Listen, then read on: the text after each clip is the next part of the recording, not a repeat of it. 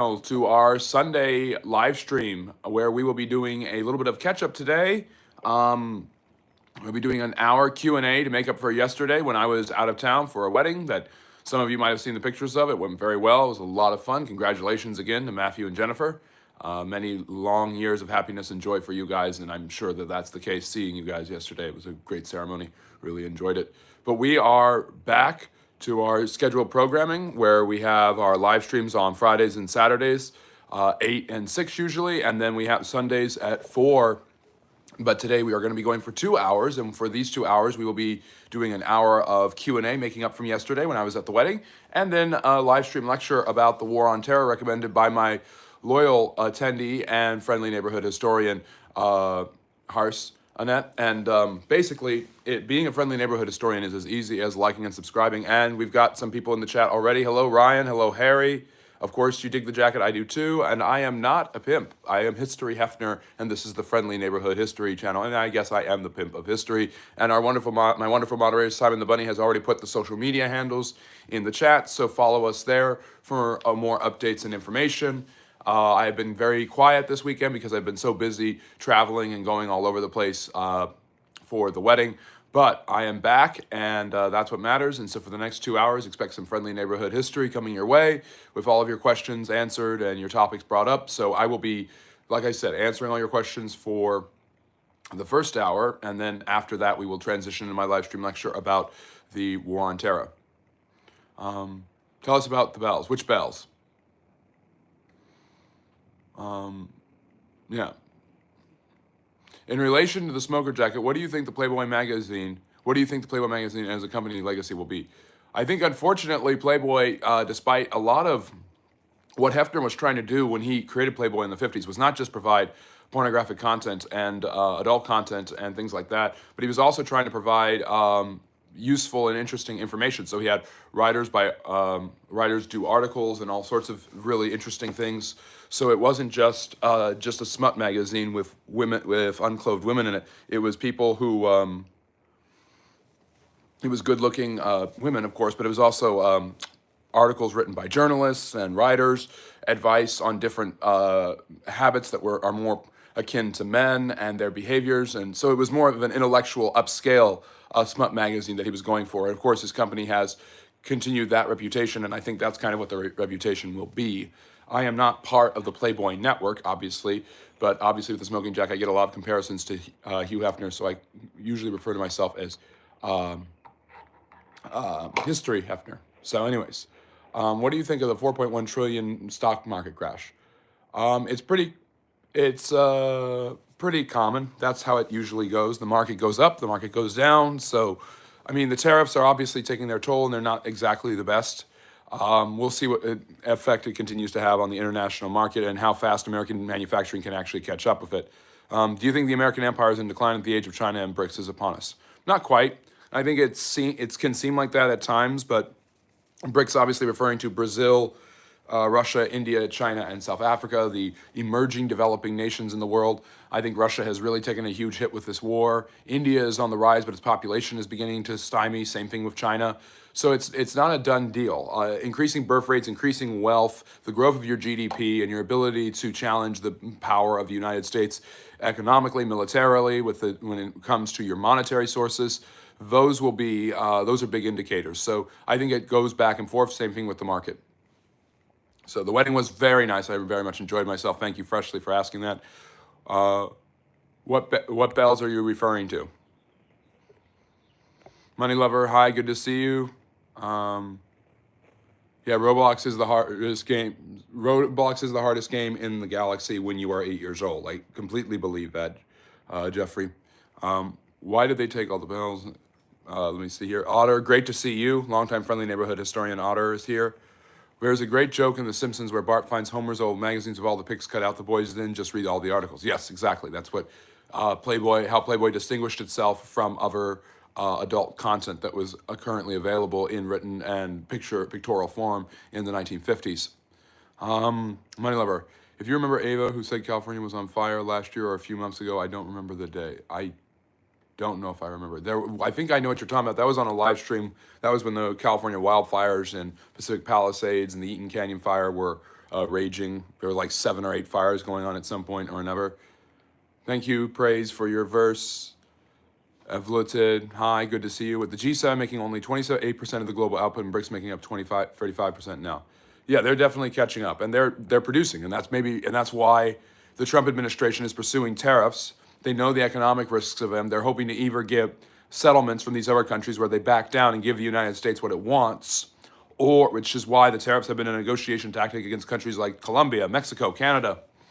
But the hope is now that President Trump, through these tariffs, will be able to put pressure on the economies of China and India and South Korea and force them to capitulate. And if not, at the very least, he can bring back domestic manufacturing to the United States, which will increase its economic products, and you'll have the growth of American manufacturing. So the battle that's going on right now in the Trump administration and the issue economically is, do you have economic security with free trade, which has been the story for a long time, or with these reciprocal tariffs, do you have the ability to, it's a nationalistic cultural movement by the Trump administration to get as much political power and enshrine as much American exceptionalism, American superiority, and American production as possible at the cost of economic security, because America has become so intertwined and so dominant in the international market. So the issue is, what do you want? Do you want economic stability or cultural superiority? And the Trump administration is vying for cultural superiority. It all depends on how long domestic manufacturing can kick in, because people can't live under tariffs forever.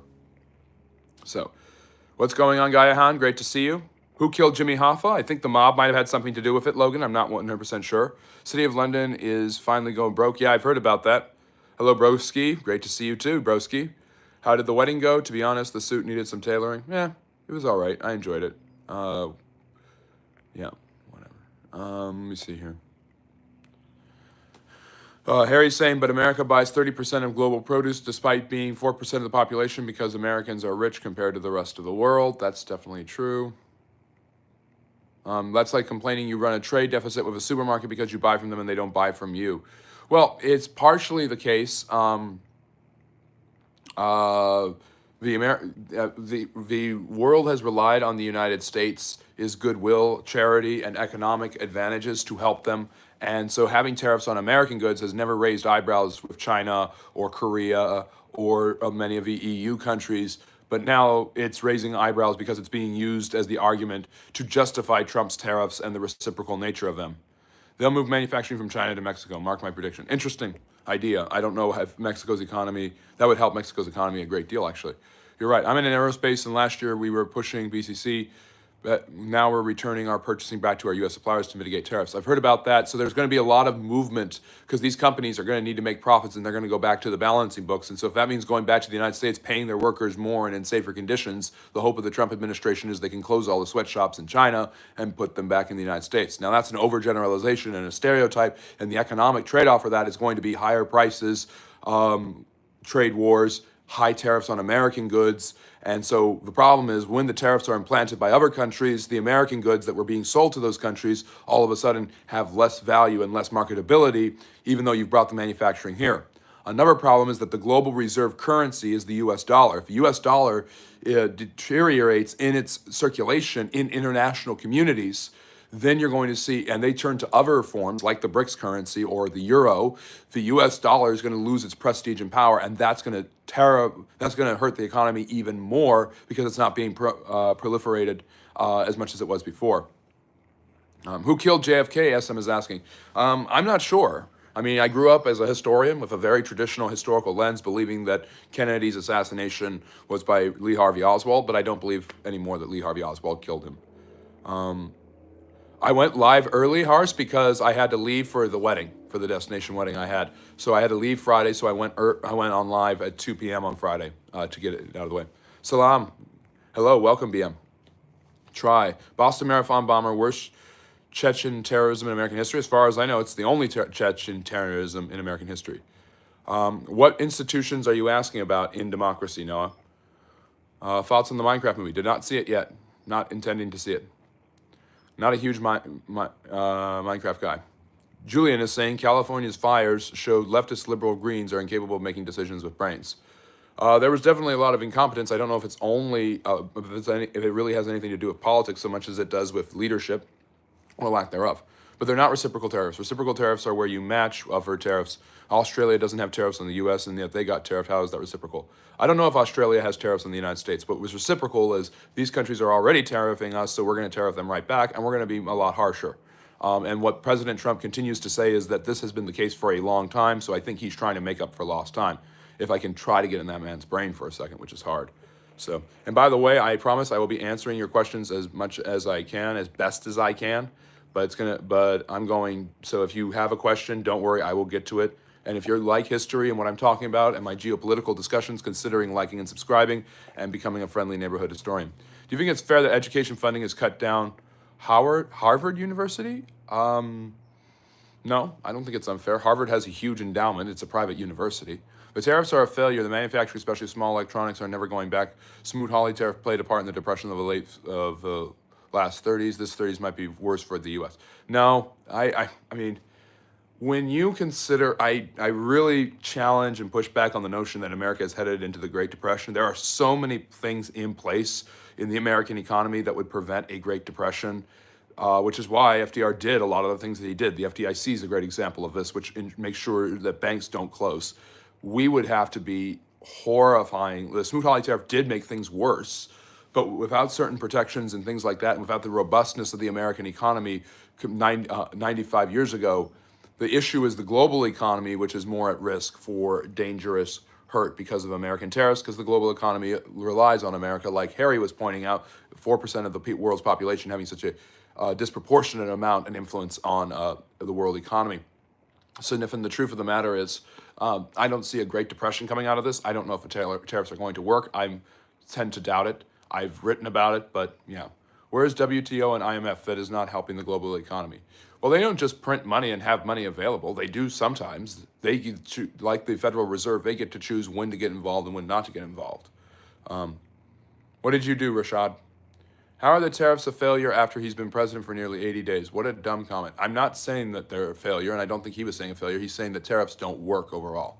And if you want more insights, like Simon's pointing out wonderfully, my wonderful moderator, Simon the Bunny, I'm on Substack if you want to read my articles. I have one about tariffs there. I write a lot about President Trump and his relation to historical figures and the historical past. So I make more cultural and geopolitical comments there if you're interested in that. And if you like the history content, consider the Patreon where I do early releases and bonus content such as my series on the First Ladies. Juice World, hello, welcome. Thank you for joining us. Leftist liberal Greens are responsible for unbelievable damage in human lives. Repeating that is not going to make it true, Julian. Is there any historical analog to how powerful and rich modern USA it feels like both the Biden idea of infinite dollars to Europe and UKR and the Trump idea of nationalistic buildup both have good arguments. Yeah, they do. I think that most empires at their peak are extraordinarily wealthy and just determine the fate of everyone around them. And that's what the United States does, even though it doesn't have a land empire like the Mongols or the Romans. And I think the Roman Empire is where America gets a lot of comparisons because of the reckless government spending that has become part of the American political debate, as well as was part of the collapse of the Roman Empire. If you study the Roman Empire during the crisis of the 3rd century, the 200s AD, or you study it near the end, you see that corruption and greed played a huge part, and one of the biggest parts of that corruption and greed is the devaluing of the currency just so that you can have more currency available to you at any time. So, yeah, I think that the United States gets compared to Rome a lot, perhaps more than it should be, but I think there are some parallels there. And the U.S. is now isolated globally. I mean, if Trump wanted to unify the rest of the world, he is successful. It's just against the U.S. I think that's myopic. I think he's done a lot in the Middle East. He's put his finger on the scale there, kind of going against the isolationist thing with the Middle East, but at the same time doing that with the whole Ukraine thing. I mean, saying that he's isolated the United States completely already is not necessarily fair. The U.S. containment policy works. It contains America. Yes, except for when it doesn't, when it needs to work, like during the Cold War, when Great Britain didn't have quite that policy, right, Harry? It was the U.S. who contained communism, not Great Britain. The EU Union are a bunch of warmongers and criminals. Yes, and a lot of people would say that about the U.S. What do you think about failing barrel of oil crude? Well, it's part of the market. Obviously, it's a commodity, and it has a huge part of it. So, yeah. How much did the transition cost? Probably more than it does for you to come onto the internet and just use all caps just to be rude. But, yeah. And America runs a trade deficit with Bangladesh because it buys T-shirts. Do Americans want to see work in factories producing T-shirts? I mean, President Trump's argument would be, why not? I'm not defending him at all. I'm simply saying where he's coming from and what the mindset is from a geopolitical perspective. The mindset of tariffs has always been, and it's been an on and off feature of the Republican Party throughout its history. It was part of the McKinley era. It was part of the Herbert Hoover era. It's this idea that to protect American manufacturing, you have to tariff other goods. It's an interference in the market that goes against free market economics that Republicans typically tend to try to defend. So there's a lot of contradictions, and it's called protectionism because you're supposedly protecting domestic industries by punishing non-domestic industries. Do you think the UN is a failed institution? No, I don't think the UN is a failed institution. I think it's done a lot of good in the world. Obviously, there's not been a world war since World War III. Yes, I believe there have been 3 world wars, and the last one in the 40s was the Third World War. But there haven't been. But that's because of the UN's yeah, because of the UN's influence. Lavolpe, are products for self-training tanning made in the U.S. Or are they being imported? That's a good question. Well, you'll have to ask President Trump. I'm sure he knows an awful lot about self-tanning. Ukraine has already been bought up by the BlackRock, France, and the EU. Liars, cheats, and thieves altogether.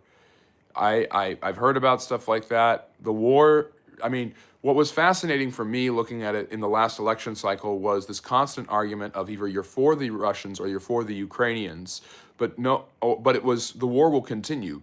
It was only Trump who was saying the war needs to end, and I think that appealed to a lot of people because the war in Ukraine just seems to have just gone on. Americans don't have a long attention spans. They don't have a lot of patience for wars like they have in the past, be that Vietnam or even Iraq, which both went on for more than a decade. So, why do you think in various society wall is created mentally or physically like the border?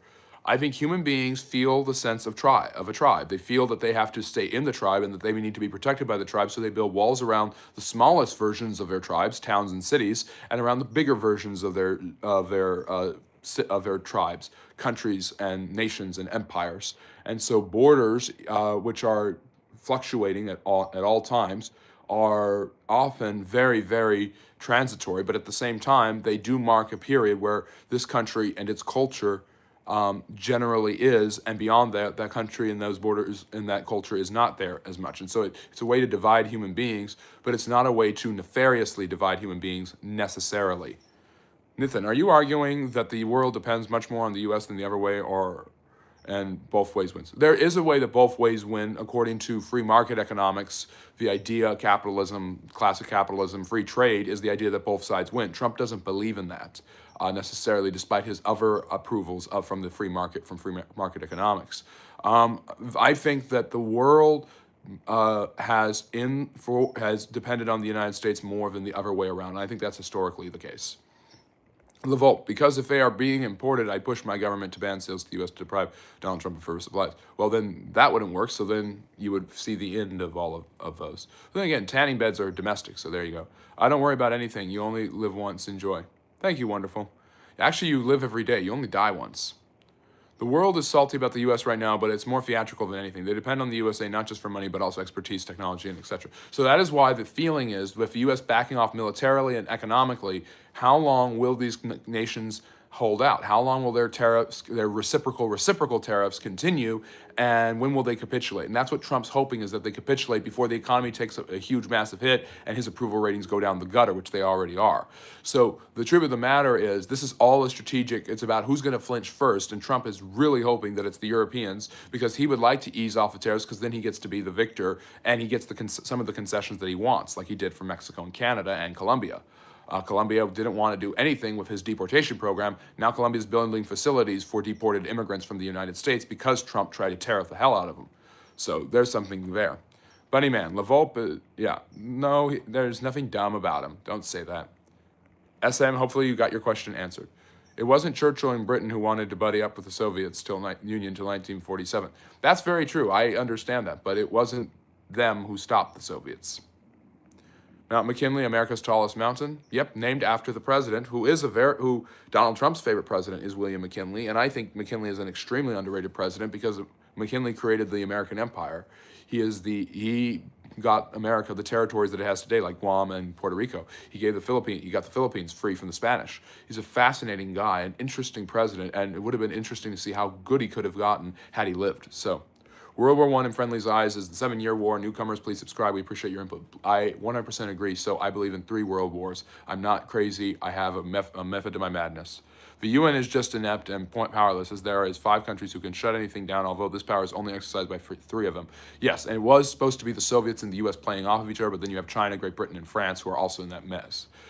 It's time the Fed is dumped 6 feet under. This is a very political conversation today. It's very political spirit. I mean, I like it. I enjoyed discussing geopolitics, but hopefully you guys have questions about social studies, history, geography, stuff like that, maybe the politics of yesteryear, because I'll be happy to answer some of that stuff. Why American dream dying? It's harder and harder for people to achieve the economic success and prosperity that is necessary in America, and that is because the standards of economic success and prosperity have increased, not because the abilities of the people have decreased. Why EU doesn't grow much compared to the USA? Well, the European Union does grow in the sense of its influence, but it's being challenged. The British right now have been going through an identity and cultural crisis that is not the first time they've had it, where they are, how European are they?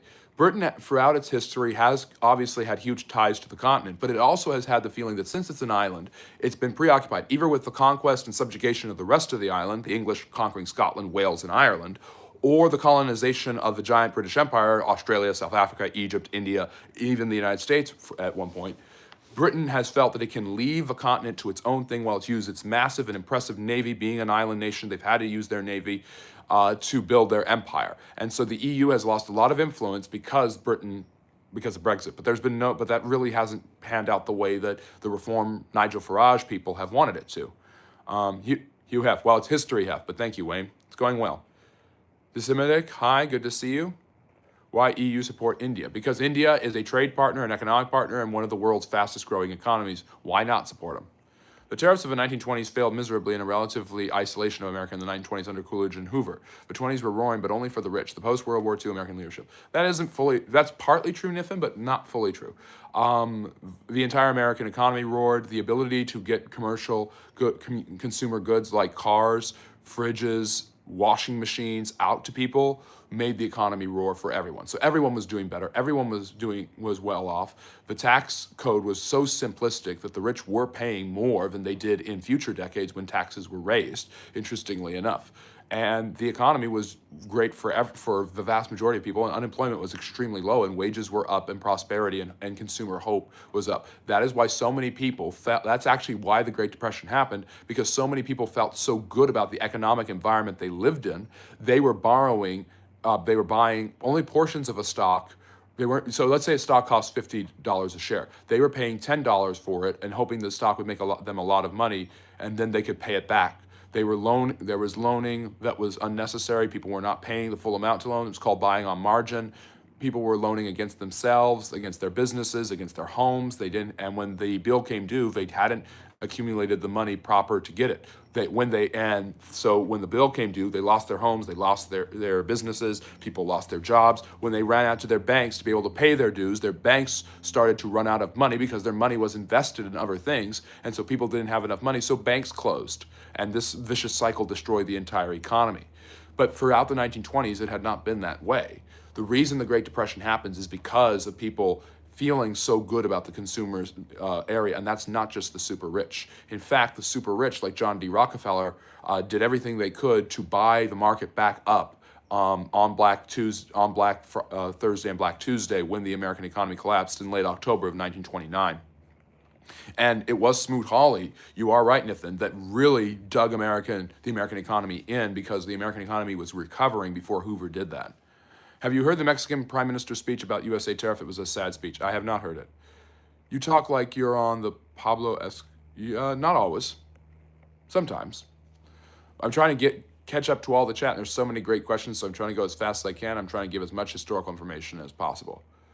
Jason, I am into philosophy as well. So if you have a question about that, I'll be happy to answer it. I'm not as good at it as I am with history, but I am into philosophy and stuff like that. Well, people go to and when you and that's part of being a historian. For me, if you love history, if you love social studies, you've got to learn social sciences. You've got to learn sociology. You've got to learn political science. You've got to learn civics. You've got to learn geography. You've got to learn philosophy. You've got to learn religion because they're all sharing a room with history. That's why they're called the social sciences, because they relate to how their sciences, they're studying how people relate and live with one another. Well, people go to Washington and London, then they go to Delhi and Beijing. They just pick the best deal. That's how the world works. Now, Washington and London are no longer have a monopoly. Yes, that's because of a global economy. That's because of free trade. When Islamic men and Israeli saliva, okay, thank you, Julian. I thank you for putting that image in my mind. Disseminatic, the U.S. and South Africa, what has been happening lately? Well, basically, the feeling from the Trump administration is that there is a persecution of white South Africans by the South African government, who has been making up for lost times because of the oppression and discrimination known as apartheid against the South Africans during the 20th century. And there has been land seizures and asset seizures and even physical violence towards Boers. Boers. The Boers are of Dutch lineage who live in South Africa, and they have had, obviously, they are the ones who implemented apartheid, and now they're seeing a reverse apartheid slowly but surely occur to them. President Trump has been very vocal in his condemnation of that, and this has created an icy relationship with him and the government of South Africa.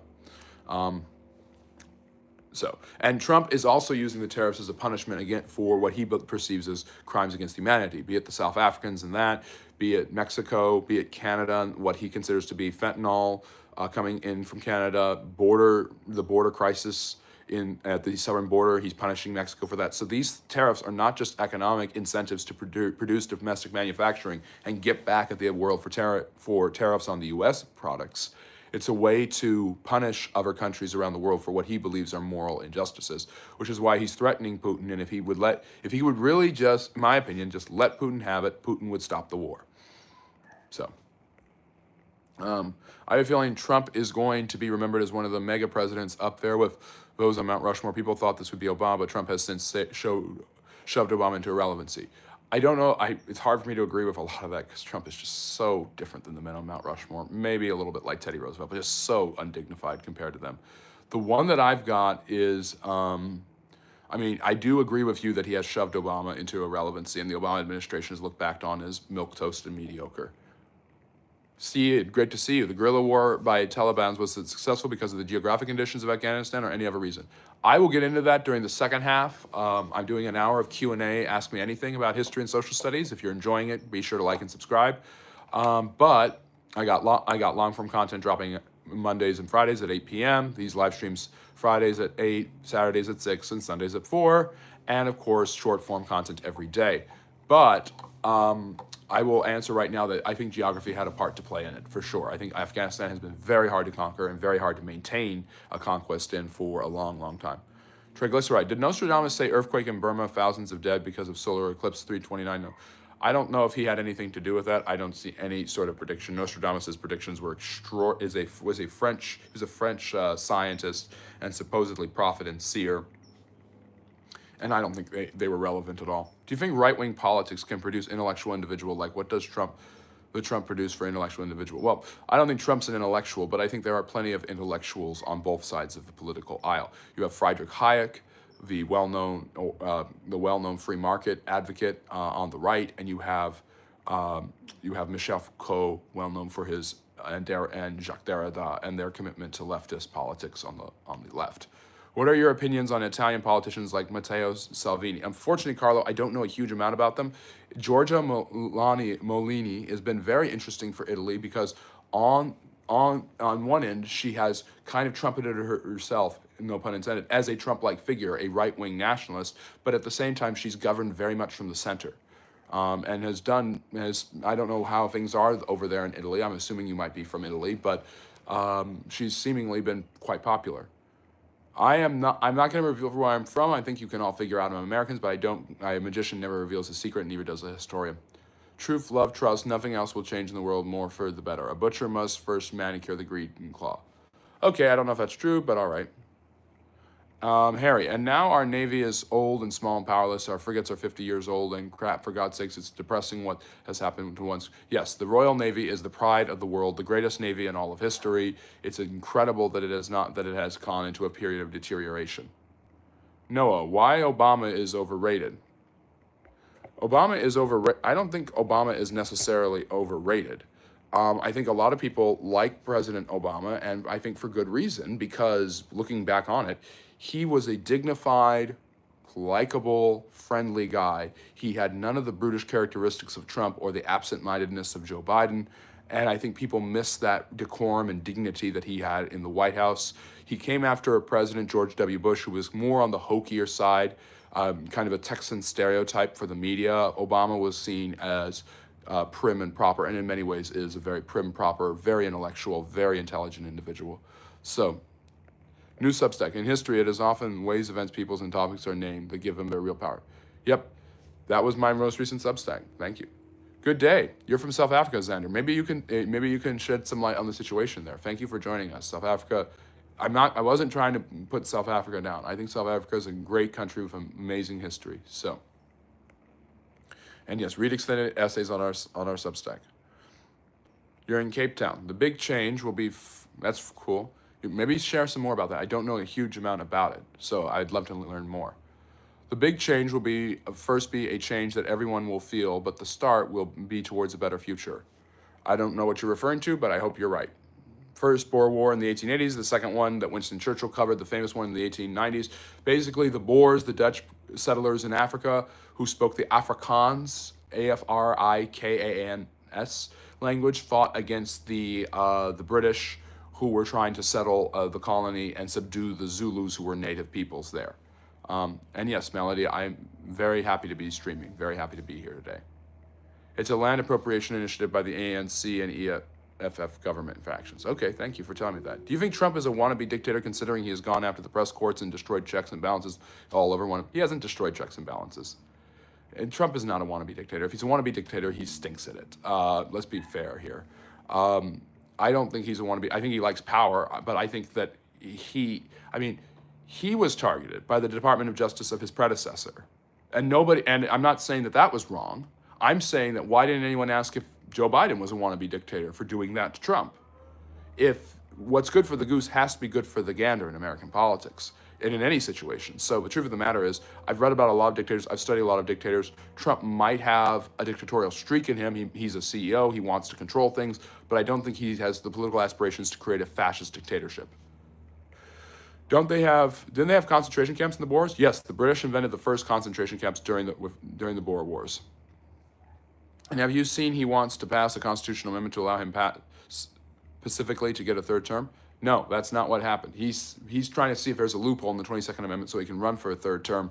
I don't know if that's just jest. I don't know how far that's going to go. I don't think it has a leg to stand on. I think it's a ridiculous Trumpism at this point. So, I mean, he can't be a joke and an imbecile and be a dictator at the same time. He's got to be one or the other. There's only one ethnicity that's the original habits of South Africa, which are the Khoisan, or the Bushmen. Yes, that is true, Xander. Boers were the first people that had our women and children, but put in camps by the British. Yes, but they were also fighting with the British. The British put Boers in camps. Yes, that's very true. And yes, the British idiots, the German idiots, the French morons, all these idiots are warmongers and want to slaughter people, despicable, sick. You know, the Americans have been pretty idiotic too. You didn't include the Americans there, and you probably should. And it's just part of human nature to want to conquer and to control. But in all honesty, the appropriation of land in South Africa was a big issue pre-COVID days and was initiated by Julius Malema. And yeah, it's kind of went under the radar after COVID, and now Trump is using it as justification to attack the South African economy. Our real issues are more energy related. No Trump. Okay, interesting. I thought we dealt with the Zulu in 1879 with the Zulu War, or is that something different? No. So the British fought the Zulus, then they fought the Dutch. Then the Dutch government was allowed to take over South Africa when the British decolonized it, and when they did that, they continued the apartheid tactics until the 1990s and F.W. Clark and Nelson Mandela. Basically, what's going on in Italy? Right-wing figures like Meloni and Salvini are striving for more nationalist things like illegal immigrants expulsions, and many are accusing them of being Nazis. That I've heard of. I didn't know Salvini was part of that. In India, media is corrupt. Yes, I've read a lot about him. He's an interesting. Media is corrupt and biased. Freedom of speech is joke there. I think India is heading towards dictatorship as they tried to change constitution but fell short promises. They have a very nationalist president, Narendra, right now. Yeah, there is a lot. So, Carlo, that's a fascinating point. A lot of what's happening in the international community is happening in the U.S. as well. There's this tension of how do you deal with foreigners and immigrants? How do you protect? How do you help the working and manufacturing class? Can a country be made for its native people, or does it have the right to bring in immigrants and make them part of their country's history? It's been a lot harder on the Europeans because their national identity is central to their ethnic lands. So there is nothing racist with the Poles saying Poland is for the Polish, the Brits saying Britain is for the British, or the Chinese saying China is for the Chinese. What makes America more different is that it's a land that is based on immigration and has a huge ethnic diversity and melting pot, which I prefer. I don't like that term. I prefer the term the salad bowl. You have different parts of the salad bowl all interacting with each other, making one big salad. It's more yummy anyways. But the truth of the matter is the United States doesn't have, has a history of immigration, but it also has a history, and people don't understand this. It has a history of struggling with immigration, of wrestling with how many immigrants you're going to let in. There were quota systems until the 1960s that kept the immigrant numbers low. Mexican immigrants in the southwestern part of the United States were expected to go back to Mexico. And Cesar Chavez, who was advocating for legal immigrants, made roving gangs to beat up illegal immigrants. And we just celebrated it was his day of his passing. March 31st is Cesar Chavez Day. It's a federal holiday, made a federal holiday by President Obama in 2014. But the truth of the matter is it's going on all over the world right now, this tension of what do we do with immigrants? There's a huge displacement of immigrants from South America and from the Mideast. What do you do with those people? Where do they go? How do they live? Zulu is a cultural group, so there is nothing to deal with. That's true. Which one was the South African president who can't read?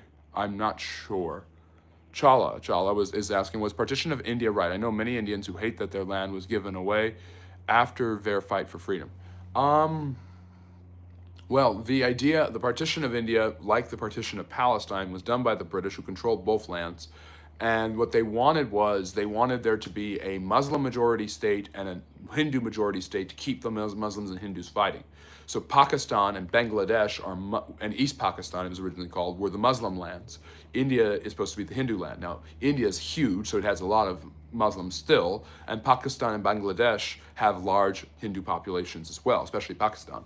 So this has led to tension, especially over the Kashmir region, which is right on the border between the two of them. So let's see here. Simon is saying we've hit 7,170 subscribers. Thank you, friendly historians. Let's see if we can reach 8,000 by Easter Monday. That would be absolutely fantastic. So please like and subscribe. Tell all your friends and family and join us for more content. We want to get as much information of this channel as well. Liking helps the algorithms and all that great stuff. We have an extremely corrupt government in SA, and we have massive issues surrounding criminal syndicates trenched into the government. ANC, the DA, Democratic Alliance, which run Western Cape. Yep, I've heard such things, and that's kind of what the Americans are striking out against. Ukraine, the fat lie Viking came to Ukraine in 2012 with $5 billion to start the fire, the CIA, Hollywood media, and the war machine in one hand. I don't know anything about that. That sounds almost like a movie. Bob is saying that is objectively not true. America never used to be a melting pot. In fact, all the founding fathers wanted white men of good character. The term melting pot was introduced by a Jew named Sanguili. Oh, boy. There is nothing wrong with the idea of the melting pot, and there is nothing wrong with the idea of the Jew coming up with it. Yes, I understand, and this is the argument the vice president has made on several occasions. America was settled by people who came here, stole land from Native Americans, and killed them. That's not exactly a great thing. Now, yes, I've gotten flack from people on the left for saying I don't think it's a genocide what happened to the Native Americans, but that is part of the story. The settlers were not just settling, they were expelling, and they were expelling the Native Americans, who died off mainly because they had no resistance to their diseases, but also because of warfare. And the conquest of those lands by those settlers created an America, and that America was eventually populated by immigrants from all over the place. And by the way, Bob, at the very beginning of American history, you could become a legal resident of the United States in 10 minutes. Ellis Island made it a day for you to get in with legal resident status. if America wants to deal with its immigration problem and it wants to deport all of the illegal immigrants, I get it. But it's also got to make a way for legal immigration to be attractive and interesting again. So it's not, so it was easy for immigrants to come through. The fact is the early immigrants to America were all Angloid, and then you get the French, and then you get the Germans, then you get the Irish, then you get all these other groups that come in. So it's one group after another, and they've all suffered from the same thing and the same stereotypes. They're criminals, they're coming to steal our jobs, ruin our traditions, and destroy our culture. The Jews heard it, the Russians heard it, the Greeks heard it, the Italians heard it, the Irish definitely heard it more than anyone else. The Chinese in the West heard it, the Japanese in the West heard it, and now, and to some extent now, the Mexicans and Hispanics are hearing it as well. And there's some push and pull with this. It's not always, history doesn't repeat itself, but it does rhyme a lot.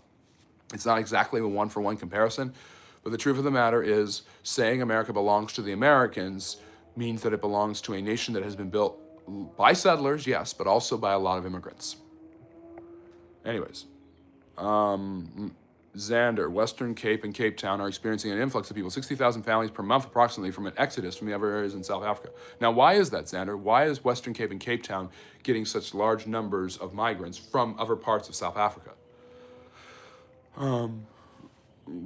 Oh, great. Rodolfo, great to see you. Another one of my wonderful moderators. Make sure to show some love to Simon, who's holding down the chat and putting in the social media handles, and to Rodolfo, my moderators, and Freshly, if he's still here, because they do a great job.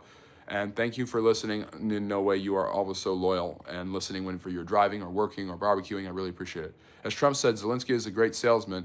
He walks in with nothing and walks out with $20 billion. Yes, I think that the idea that there is an oligarch in this war between Russia and Ukraine is wrong. I think there are two. I think Zelensky and Putin are cut from the same cloth.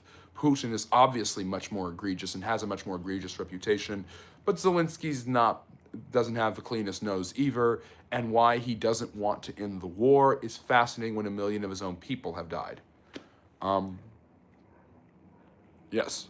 Follow the money and you will find the, yes, I guess that's true. SA produced approximately 30% of the global gold supply. Yes, and the diamonds too, which is why the British wanted to colonize them so much. Chala, which African country was created overnight by a British diplomat's daughter who had never been to Africa? Was it Nigeria? I think so. I know Cote d'Ivoire is named after the after ivory, and it's named after teeth. So that's an interesting story I just learned about. Saeed, the Hindu ruling party made most Indian people hate Gandhi and blamed him for giving Muslims a separate country from Pakistan. That's quite fascinating because I love Gandhi. What do you think of JD going to Greenland against Denmark's and Greenland's wishes and criticizing the Danish government and threatening military occupation? I don't really care. I think that there's obviously this desire for American imperialism from the Trump administration, which is concerning in many ways. I don't see any way the United States would take military action to occupy Greenland. I just don't think that's the case. I think that if Greenland wants to join the United States will be welcome to let them do it. The United States occupied Greenland during World War III in order to prevent the Nazis from taking it. The reason to get Greenland is to stop Russia's influence in the Arctic Circle. That's one of the big reasons why Trump is pushing on Greenland. That's why he's trying to the pressures on China with the selling of the Panama Canal. That's why Trump has wanted to get the Panama Canal back. It's all about stopping Russia and China to some extent. So will he get Greenland? Hopefully, not by any means that are dubious or invasionary, but will the Danes and the people of Greenland especially be willing to go along with it? I don't know. It seems to be not the case, so I think it's not going to happen. Bob, every land on Earth has been conquered and colonized, whether sooner or later. To time frame it as bad, why he took land from everybody is just bollocks. I agree with you there. I absolutely agree. And Xander is telling me about the South Africans and how whites are being treated in South Africa in a reverse apartheid. So, yeah. Gold being a hard currency is, in my view, the resource that could lead to sanction issues and limit the gold-backed currencies and further strengthen the U.S. dollar. I agree, because right now nothing supports the U.S. dollar. America belongs to white Europeans as the founding fathers intended. Oh, jeez. Yes, yes. They also intended to keep their slaves. America belongs to the American people, whatever race that might be. Because America was founded on an idea, there's not a particular race or ethnic identity that is the foundation of its founding, which is why immigration has been so attractive for the United States culturally, as opposed to Britain, who has a Britishness, French, who have a Frenchness, and Germany, which has, well, problems. Anyways, Muslims get it abroad because of 9/11 and war on terror. What are you saying, Triglyceride? DA is ruling in Cape Town. Interesting. The standards in Cape Town are world-class and well-managed and due to this quality of life, financial development, and growth. So the DA is doing a good job in Cape Town is what you're telling me. Then Harry's saying, then again, we created a lot of countries overnight with a good ruler and a good pencil. Yep, that sounds about right. Historically, which department has had more responsibilities? Defense, war, state, or interior? I think state and has been the most in recent memory because of America's huge international development. Interior was created later and obviously has a lot to do with the upkeep of the nation, such as the National Park Service and the EPA. But the Defense Department, War Department, obviously has been fluctuates in its utilization. But during the 20th century, it was utilized more than any of the other departments. Interesting. Hunter Biden is in Cape Town. Chala is asking, do you think the Trump tariff is the right economic response, or will it cause the world economy to crash? I don't think the world economy is going to crash. I think there's too many implements in place to protect the U.S. and world economy. If there is a sense of world collapse, the tariffs will all be undone overnight. Putin is a great leader. Oh, I wouldn't agree with that. Stop smoking. I'm not doing that. Logan, you're just being a troll. Harry, but isn't Russia who wants Greenland or wants the Atlantic? It's America. So does he want to stop America's imperialism? No, the activity in the Arctic Circle by the Russians has been concerning to the international community. It's the same reason Truman wanted to buy Greenland from the Danes at the end of World War II. Saeed saying, Elon Musk sued India government on censorship on Grok AI as he is speaking bitter truth about government. Okay, I don't know anything about that. Elon Musk speaking out politically is getting to be very old. What do you think of the whole Palestine and Israel situation? Yeah, somebody, was it you? Someone said they wanted to ask me about it. I was Sohail. Wanted to ask me about it, but not when I had more time. We were running out of time and I was rushing out the door on Friday to go to the wedding. The truth of the matter is, I think that it's been overblown. The U.S. taking control of Gaza, that's stupid and is not going to happen and is ridiculously offensive to the Palestinians. Almost more egregious, however, is the idea that I think should happen. And I'm not trying to do this to pick a side. You can create a two-state solution, but Hamas cannot exist. You can create a two-state solution, but Abbas cannot be in power. And you can create a two-state solution, but Netanyahu cannot be in power. The two-state solution will only work when the aggressors agree to stop being aggressive, when Hamas is dismantled. Because at the end of the day, it just seems more and more that the idea of creating a two-state solution isn't really what the terrorists want. They want to destroy the Israelis. And that is where Netanyahu comes in and says, okay, fine, I don't care anymore, kill them all. What do I care? And so I think because of that, you have now Israel is hitting back in a way that the Palestinians have been hitting them in the past, and that has led to the settler issue where you have Jews seizing land, radical, extreme right-wing Jews seizing land and terrorizing Palestinians in the West Bank, and that is obviously not going to help anyone at all either. The Palestinian Authority is not helping anyone. Hamas is certainly not helping. They're only hurting the situation. The fear of all the other Arab entities of the Palestinians, the Egyptians and the Jordanians not wanting to take them in. Egypt literally closing its border with a wall, believe it or not, at Rafah. The Saudis basically blaming Israel and then doing very, very little to help the Palestinians. The truth of the matter is none of this is going to lead to peace. One of the reasons, if the Abraham Accords had been extended to Saudi Arabia, then Hamas would have no reason to exist anymore. If Saudi Arabia would recognize Israel's right to exist, the Palestinians would lose a huge Sunni Islamic supporter. Iran doesn't want that to happen, so they're trying to push and pull, but they're Shiites and they're trying to help their cause and continue the disasters in Israel and the wars in Israel to make Israel look bad, so they're trying to embolden Hezbollah. The issue is, and I wrote a Substack article about this a long time ago, is that even if the Jews were gone from the land and it was just the Muslims, they would still be fighting because of the Sunni and Shiite divide. The reason the Egyptians did not want the Palestinians fleeing into their land was they were worried Hamas would embolden the Muslim Brotherhood to overthrow the military government that has ruled ever since the Arab Spring. So the instability of all of these countries has led them to really turn their back on the Palestinian people, who are usually the victims in these circumstances. Many of them want peace and want to live, and some of them even want to live with Jews, or at least not fight with Jews. And many Jews feel the same way. There are millions of Arabs who live with full citizenship and rights in Israel right now, who participate in their politics, have free speech, and dance during Pride Month in Tel Aviv, because it's the biggest Pride celebration in not just in the Middle East, but in the world. You're not going to find that in Gaza.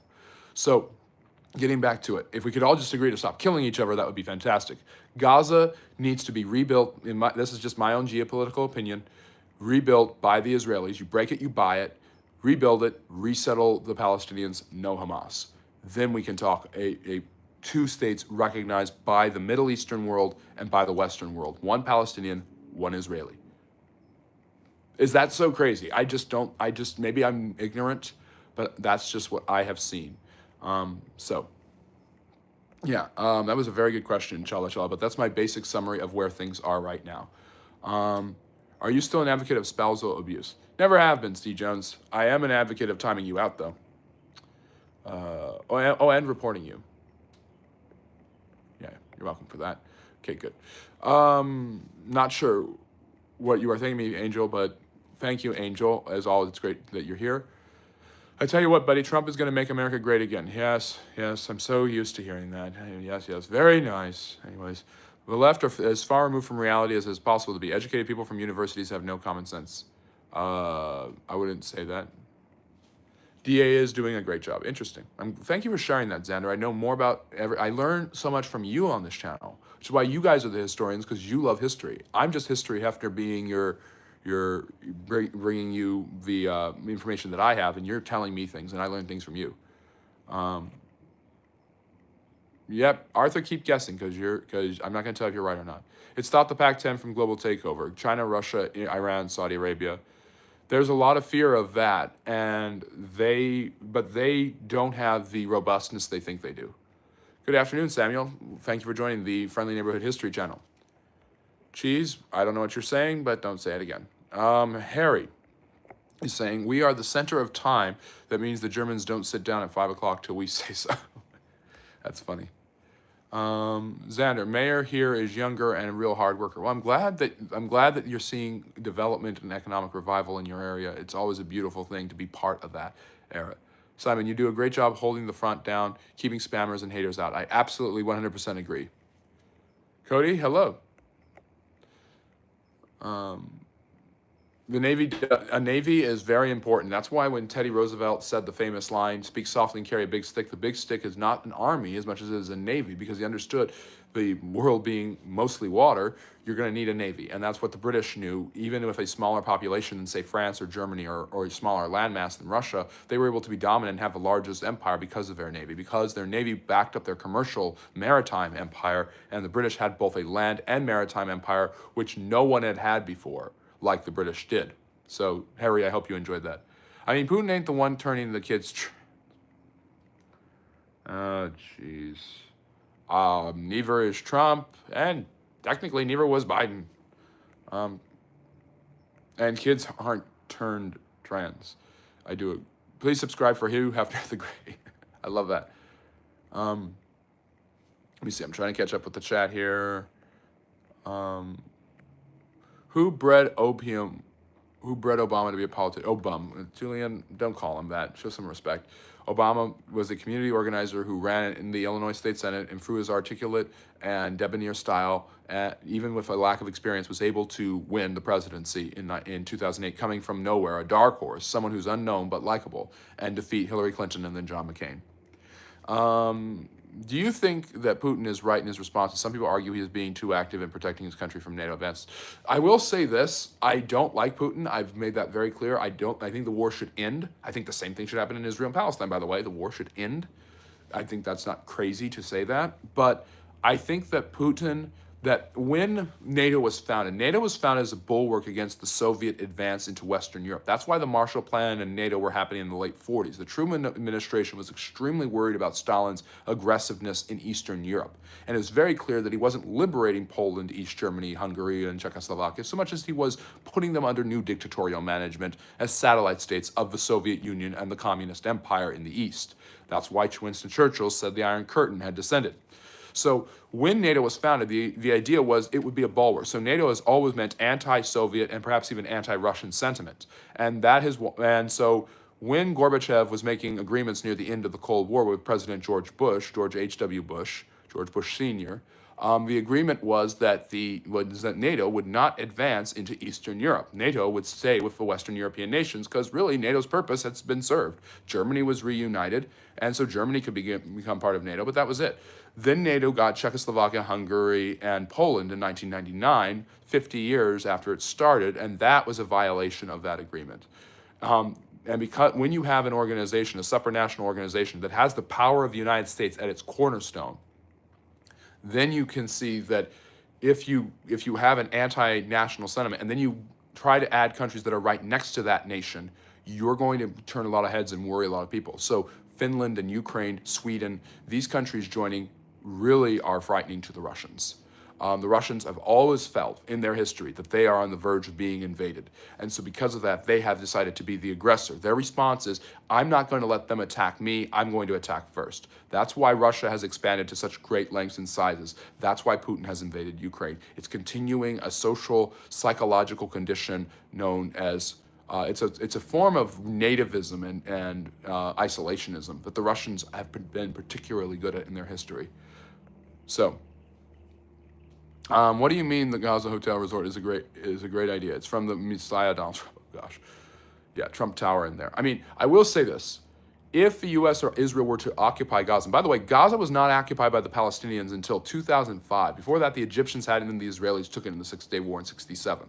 The truth of the matter is, Gaza would have women in skirts, women in schools, men marrying other men, and would have synagogues if the United States controlled it. But maybe that's not in the cards of the culture and the history of that area. So Bob, behave yourself. Xander is saying, Elon is the first guy with no real benefit by painting a target on his back to unearth and bring corruption to light. The American population taxpayers should be thankful that someone cares. He's not getting paid for any of this stuff, but I think the fear is that you have a billionaire who is so obdurate, so obvious, and so aggravating about it all the time. My contention is he's not the first billionaire to try to control U.S. politics, but he might be the first billionaire to try to control it in your be in your face about it. Yeah. Yes, please ask a historical question about trans people. Like Bob, I will tell you about Elagabalus, the trans emperor in Roman history, and plenty of other trans people. Hello, J. Roth. Thank you for thinking that. I got a little bit of sun, so I'm feeling good about my complexion this weekend. So handsome I'll take it. Xander, to compare, there are approximately 5 million taxpayers in South Africa, which carries a population of 60 million people with a 40% unemployment rate. So you rely on the ultra-rich to pay all the taxes, which is where the United States is headed. I think Israel should be handed to the Holy See. Oh, boy. You mean the Catholic Church should take over Israel? That already happened. Twice. Most important person historically. I don't want to get off on alarm bells here. That's a great question. I think Lincoln, Napoleon, Martin Luther, Gandhi, MLK, Joseph Stalin for all the wrong reasons, Hitler for all the wrong reasons are some of the most important people in history. But I have to say, and I'm not bringing religion into it, I think Jesus of Nazareth has been the most important person in history because there has been so much done in his name and on his behalf. The literal calendar and years are based off of his birth.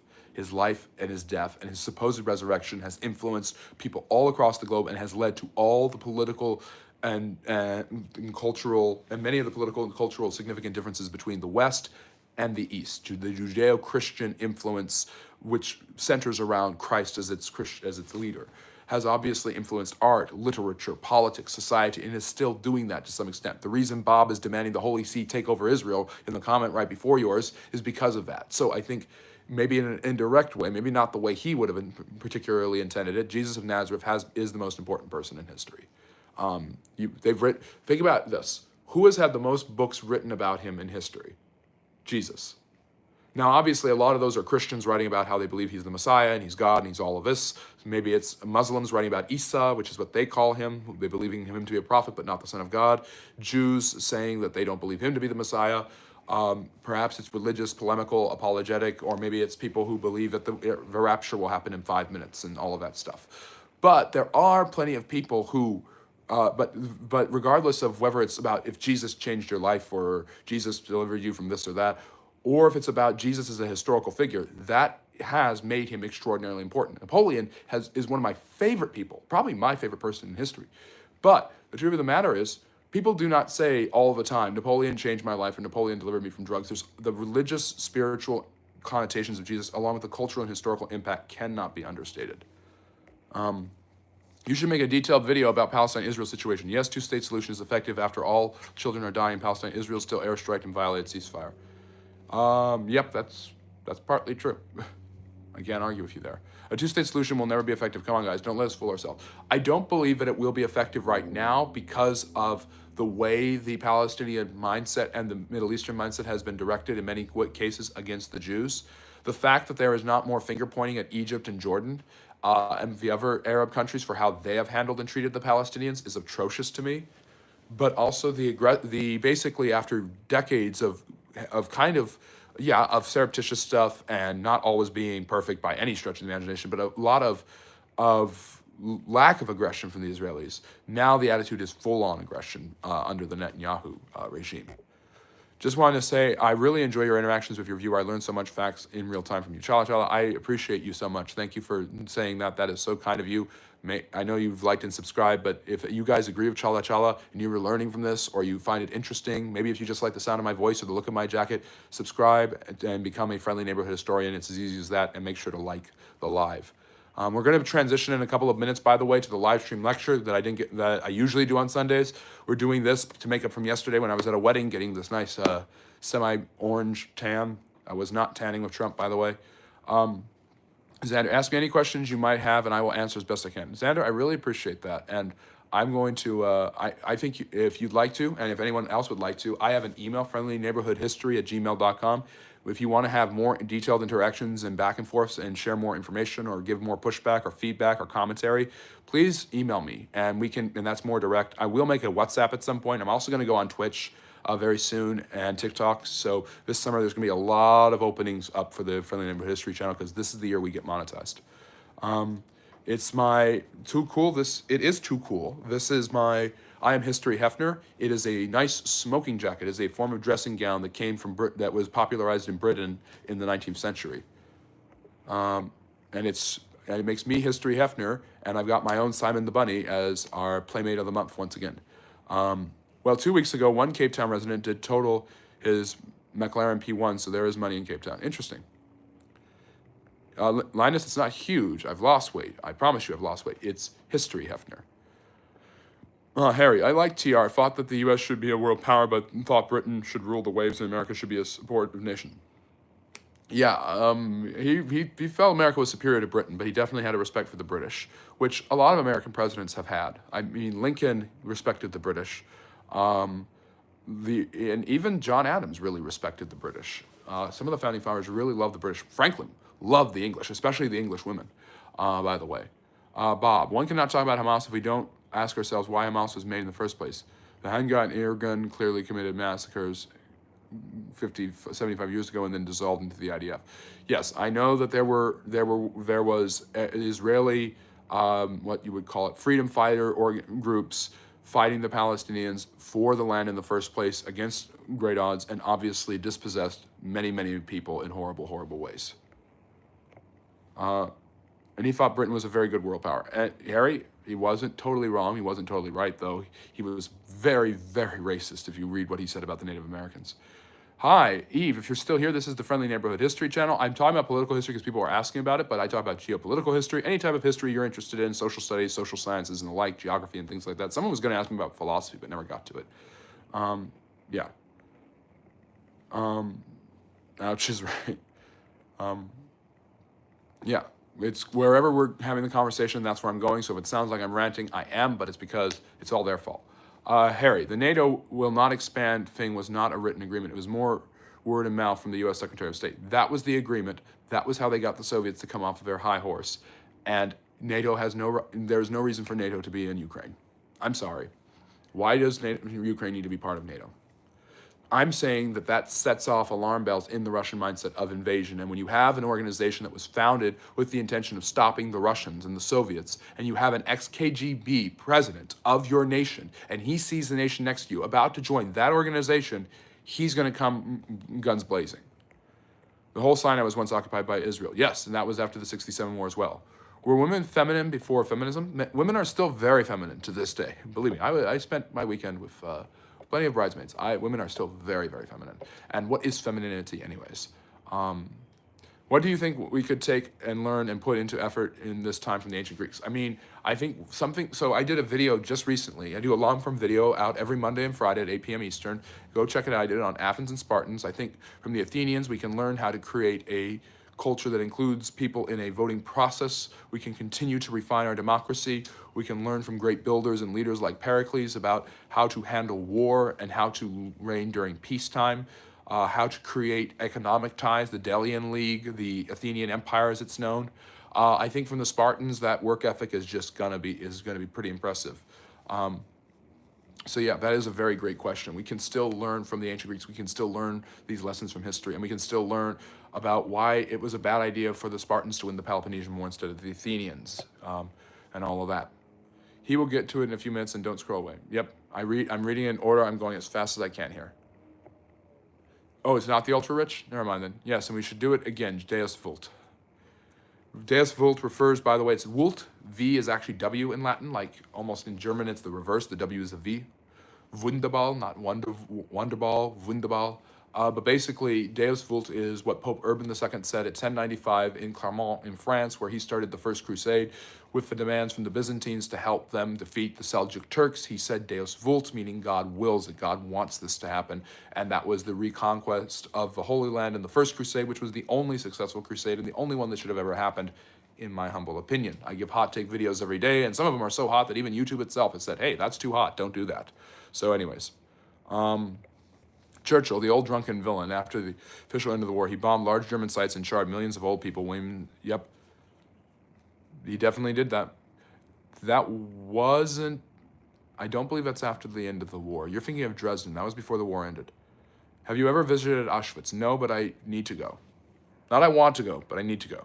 There's some historical sites that I want to go to, like Gettysburg and Washington and the National Archives, you know, so many of those places. The Battle of Puebla, which inspired, of course, Cinco de Mayo. Those are places I want to go just on this continent. But in many places in Europe, of course, I want to go to, and Africa. But that, Auschwitz, is a place I need to go to. Charlie, have you ever visited the Siberian railroads?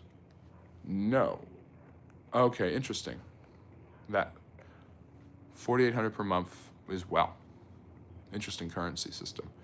No, I haven't bought. I want to get. Okay. So we have a tier taxation system. Fascinating. Thank you for sharing that, Xander. Do you think Britain should give over the stuff in its museums that it has to look after for years when the countries who want them have said they would not look after them? If they want them, give them back. If they don't want them, keep them for the historical information. We wouldn't know so much about their cultures and civilizations to defend and advocate for the civilizations if they hadn't been preserved in the British Museum. But if those civilizations and societies want them back, give them back. I don't like the Killmonger argument from Black Panther when he's like, where do you think your ancestors got these things? First off, he's representing an African country that doesn't exist, so he has no reason to talk. But also at the same time, yes, they got him from exploration, discovery, imperialism. Some of it they got through trade. It's not that simple. It's not a one-for-one game.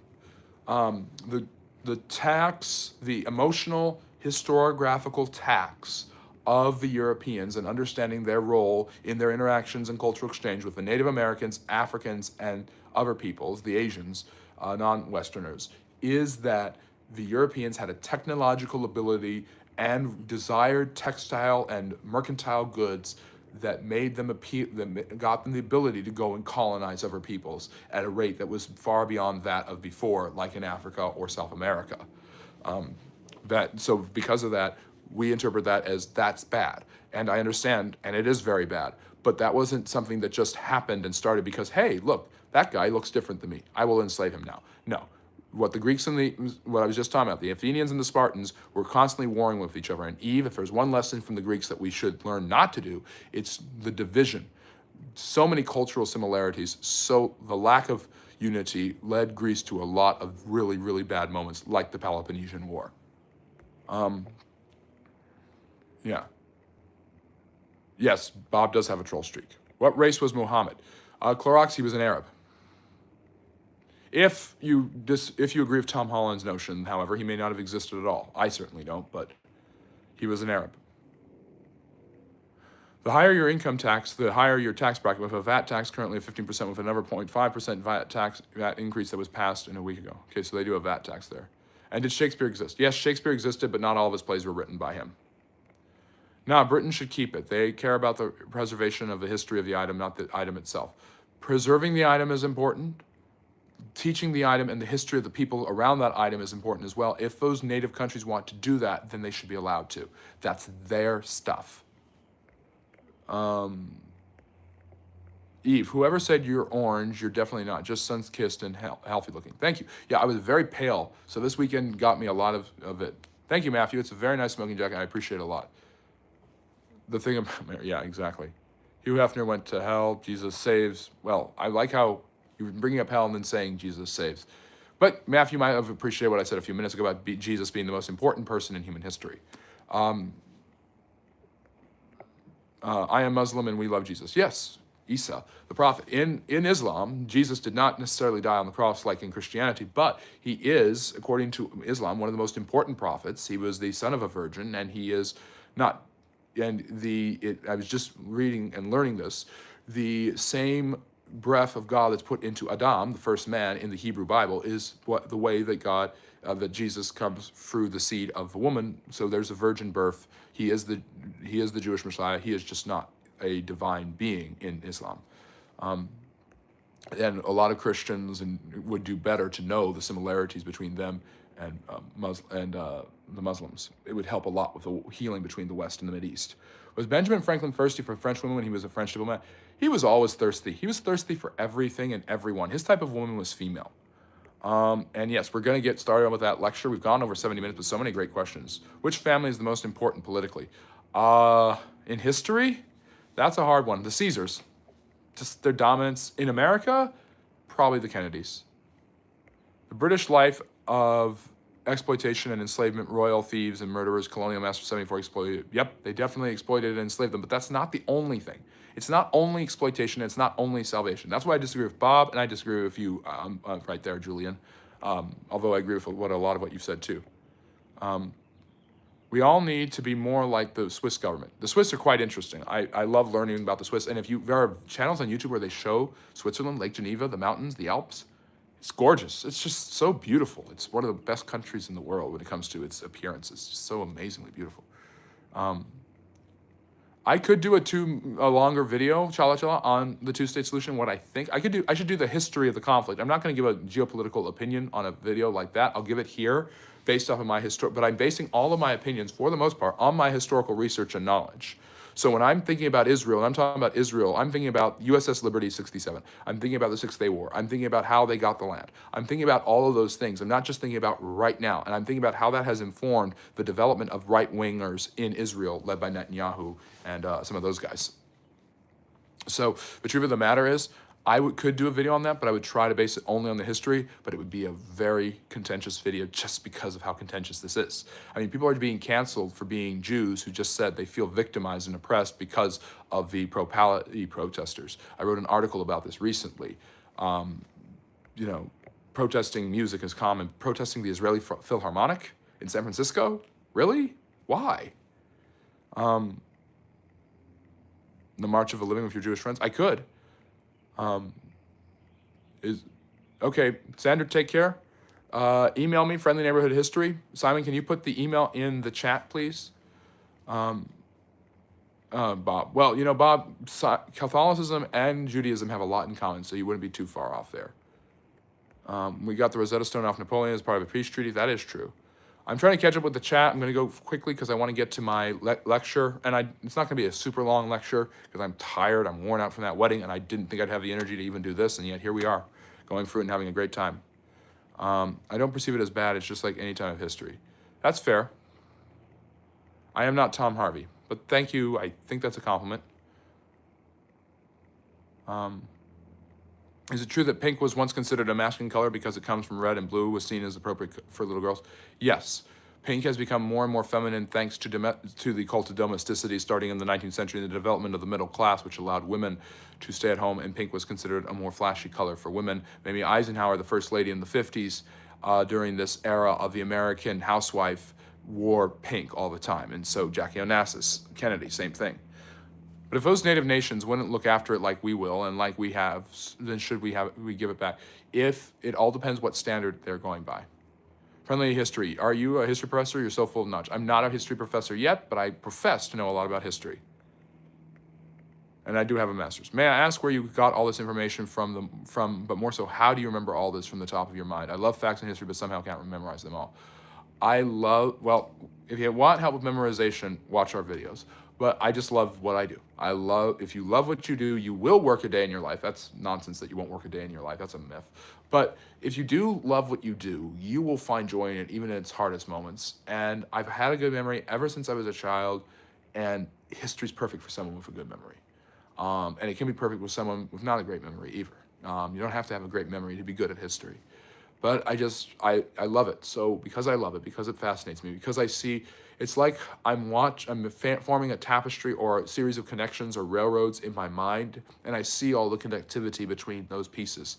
So I see things connecting. And because history is one big tapestry, I see things connecting from the ancient world all the way down to the modern period. And yeah, I mean, your soul is empty. Like and subscribe, get me monetized, and then we can get some new curtains and I'll have you pick them out. Thank you so much, Simon, for saying that. You're so kind, and you are so wonderful too. His type of woman was female. I'm stealing that line for my next social event. You should, Xander. It's a common saying over here in the States. Miss May. Oh, lucky for you. I want to go. Maybe we'll go together. Do you know the Battle of Trench by Prophet Muhammad? Not off the top of my mind. How do you retain all this historical knowledge? I read it, I listen to it, and I watch and I read different sources. I watch different videos. Something that's really helped me learn so much history, not just my love of it, is multimedia engagement. So videos, text, images, pictures, maps, all of that helps. No worries, Simon. Check it and reply whenever you can. friendlyneighborhoodhistory@gmail.com. The Jews are the synagogue of, yes, I have heard that argument so many times. It's from the New Testament. It's an argument that Christians make, not understanding at all that if there was no Judaism, there would be no Christianity, because there would be no Jesus, because he was a rabbi, Yeshua ben Joseph, who died according to both Christianity and Judaism on the cross. So yes, if you are a Christian, if you're a Catholic and you're an anti-Semite, that doesn't make any sense to me, because the guy you worship is a Jew. Thank you, Kevin. I did my best to look as good as I could. So anyways, no anti-Semitism. It's not funny. It isn't funny. It's no joking matter at all. Yes, Simon, Bob's sharing his theological beliefs and his interpretation of New Testament ideas, which aren't referring to modern Jews.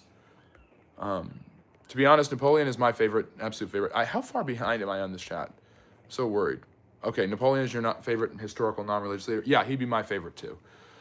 Harry, who do you think has been the greatest British monarch with power, greatest British ceremonial monarch, and greatest British prime minister? Oh, great questions.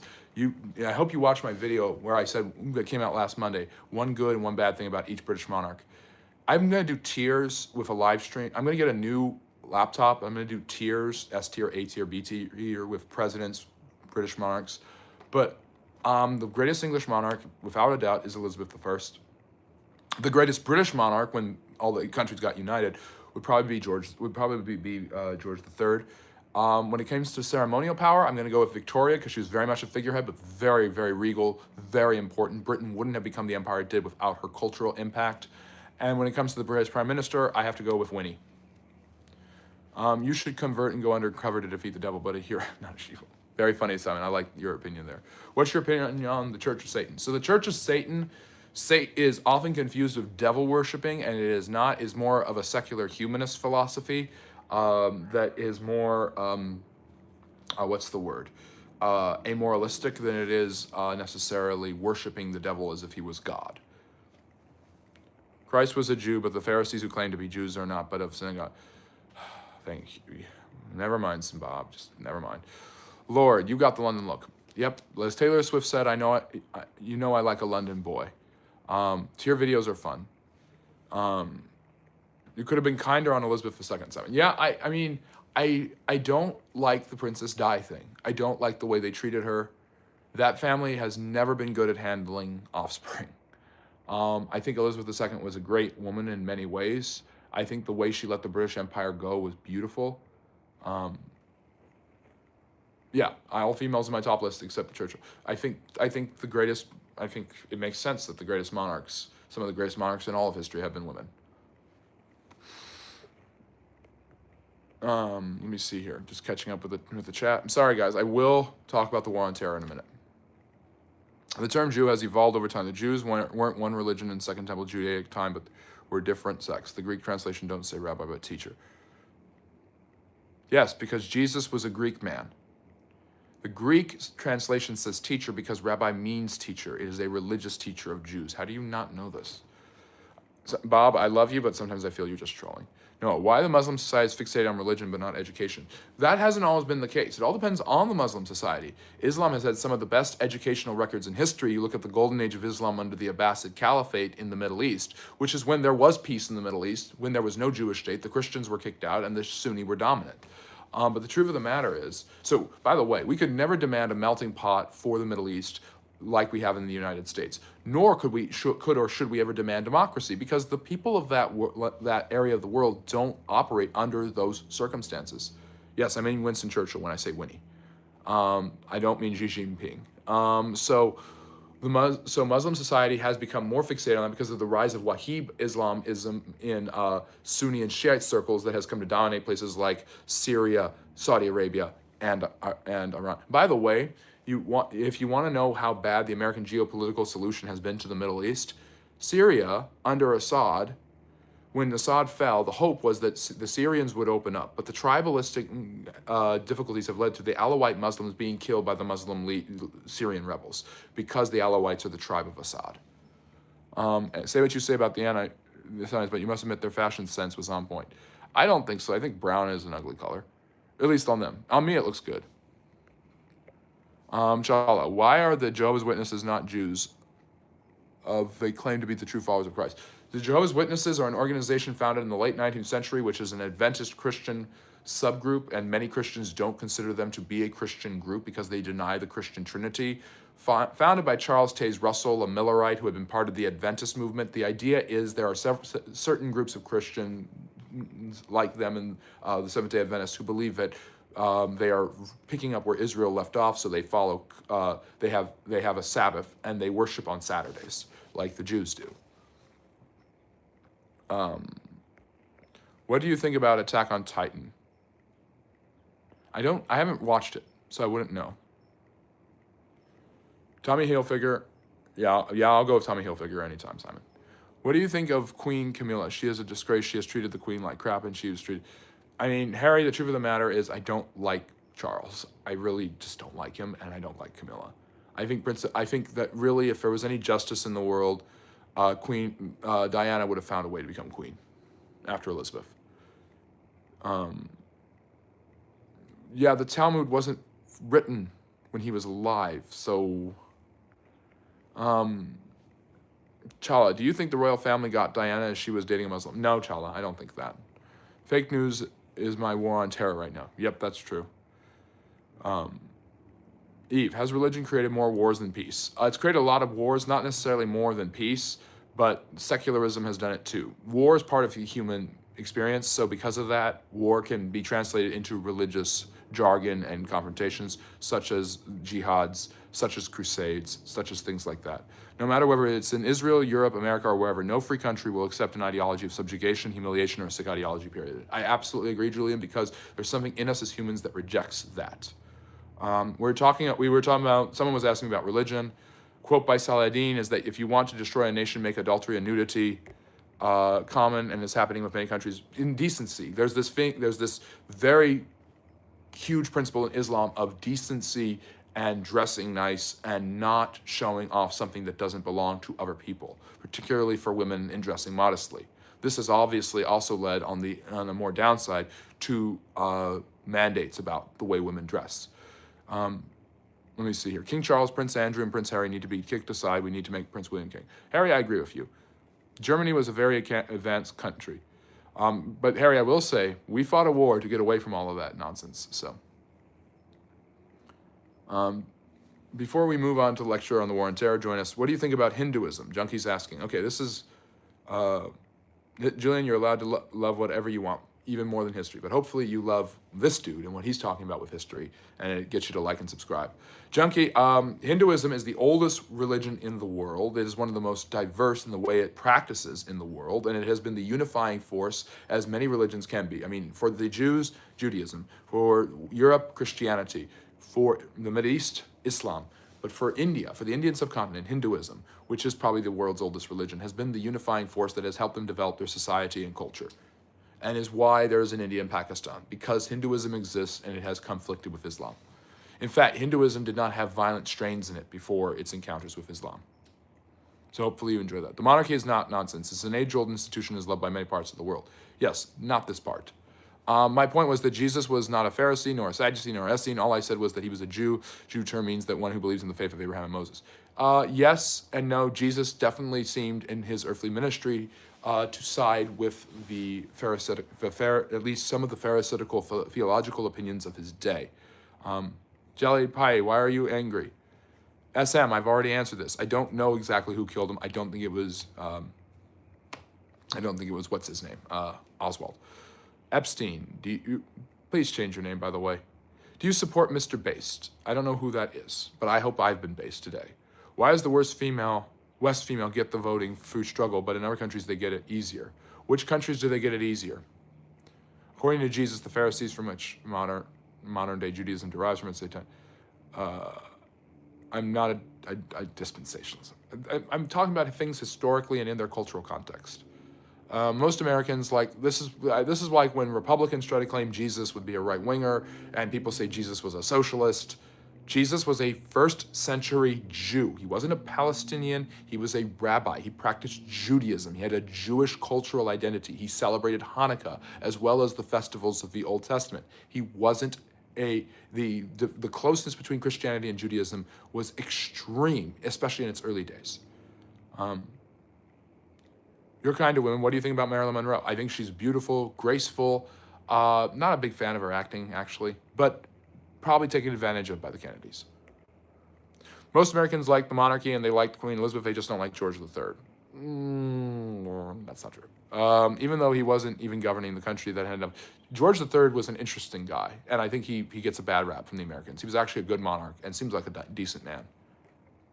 I've done videos. I did a live stream lecture about JFK. I talked about a lot of these conspiracy theories, but I don't even think they're conspiracy theories anymore.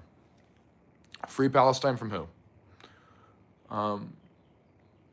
Noah, it's all a work ethic that has made that society as prosperous as it has, why so many of the Nobel Prize winners are Jews. But there is hope. The younger generation doesn't take any with them, the internet. Yeah, the young generation has used the internet for bad ways too. How does the paint stay preserved on masterpieces? I don't know. There are preservation techniques that are taught to artists and to curators and museum experts. What's my favorite movie? Probably, I love so many movies. Star Wars is up there, The Lord of the Rings, The Godfather, Casablanca. I love old movies, so if we could talk old movies all day. Yeah. Jesus gave us the new covenant. Okay, thank you, Bob. I know exactly where you're coming from religiously. I understand that. Thank you for sharing that. He went nuts. It was sad, and his son was an incompetent buffoon, so. Do you think religion and development doesn't go well? I wouldn't say that necessarily. Again, religion is just a tool in which a culture perceives and expresses itself. Is Will Smith technically a blacksmith? That's a good one, Brown Eye. I appreciate that. And yes, please like and sub if you haven't so far. Do you think diverse languages are a problem for a country which can lead to separate them, like Bangladesh, separate from Pak because of language? Language, and look at their location. They didn't want to be part of Pakistan. Okay, not from not from Hamas, which is oppressing and ruining them.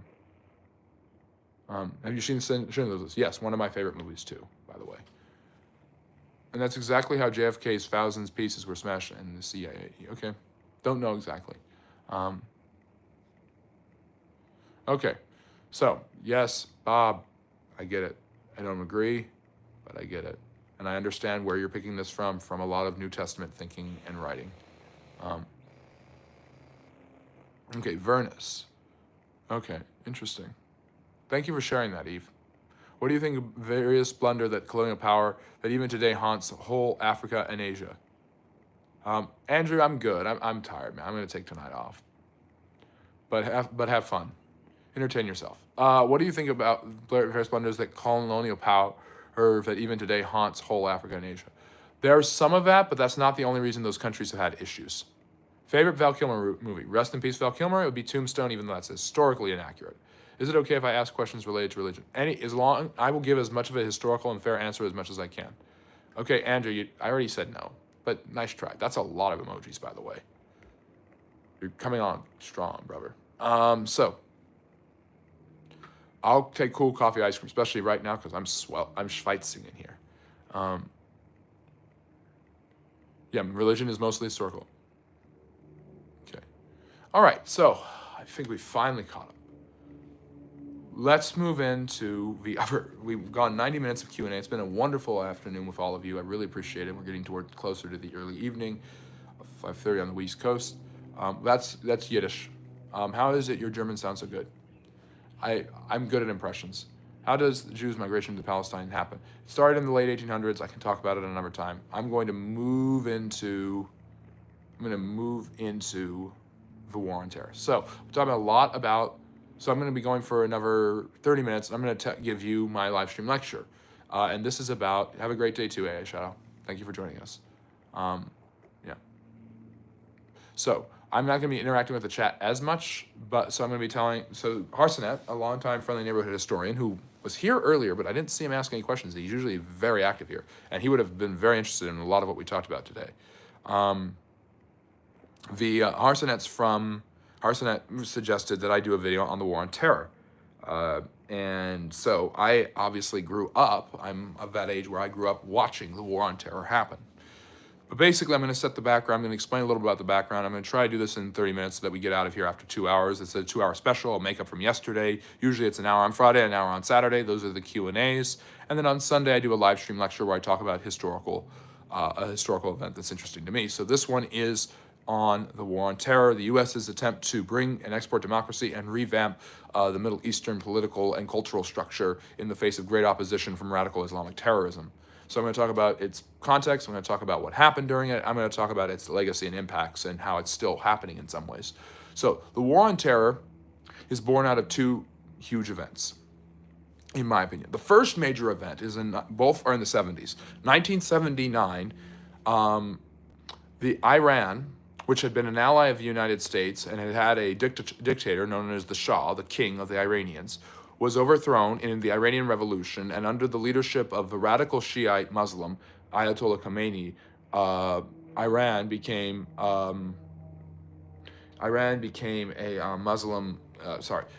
a Islamic Republic, which it is to this day. Very much a theocracy led by mullahs and other religious officials who exert a huge amount of control over the religious and cultural life of the Iranian people. Many people would call it a dictatorship. So that the United States did not lost that area, then tried to save hostages. It embarrassed the Carter administration. It was a huge loss for the U.S. And so Iran,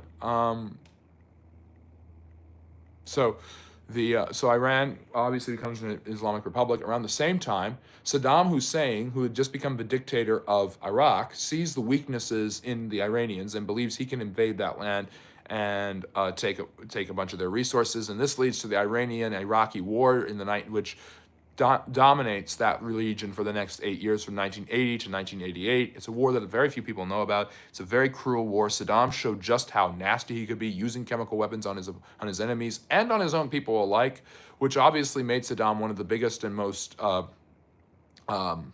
disturbing dictators in the world, and obviously turned Americans against him. But at the same time, Americans favored the Iraqis to some extent, because they were trying to take down a radical Islamic government that had just taken Americans hostage in Iran. So that's the first event: the development of Saddam Hussein's reputation in the context of Iran, making Saddam Hussein an American enemy and a despot that Americans were very leery of. But the American government was helping him because they didn't like the Iranian government. At the same time, the second event happens in the same year. In 1979, the Soviet Union, trying to prop up a communist or socialist sympathetic government in Afghanistan, invades the country. Afghanistan, historically, by the way, had been conquered by the Greeks, then later by the British. The Russians had also tried for it, and it had never worked. That country is extraordinarily mountainous, full of very favorable topography to the native people, and had been one of the central points on the trade route, known as a series of trade routes called the Silk Road, which had connected China to the Middle East and even to Europe. So everybody knew Afghanistan, they knew the system and the country. It hadn't become a modern country until 1747, and then the British had tried to control it in the 19th century because they were worried about the expansions of the Russian Empire in South Asia and the Middle East. This led to a Cold War known as the Great Game, which I wrote my master's thesis on, so I can maybe give a lecture about that at some point. But basically, Afghanistan could never be firmly, excuse me, my nose is running a little bit. Afghanistan could never be firmly subjected the way that the other countries in the area could be subjected, like India had been subjected by the British. Eventually, Afghanistan formed its own government. This communist government that was sympathetic to the Soviet Union collapses is challenged by a group of Muslims who want to practice their religion more forcefully and are more conservative and traditional in their celebration of Islam, be it Sharia law or the Hadiths or a full embracing of submission, which is what Islam means anyways. These Muslim fighters form different partisan groups that resist the communist government supported by the Soviet invaders, and these freedom fighters become known as the Mujahideen.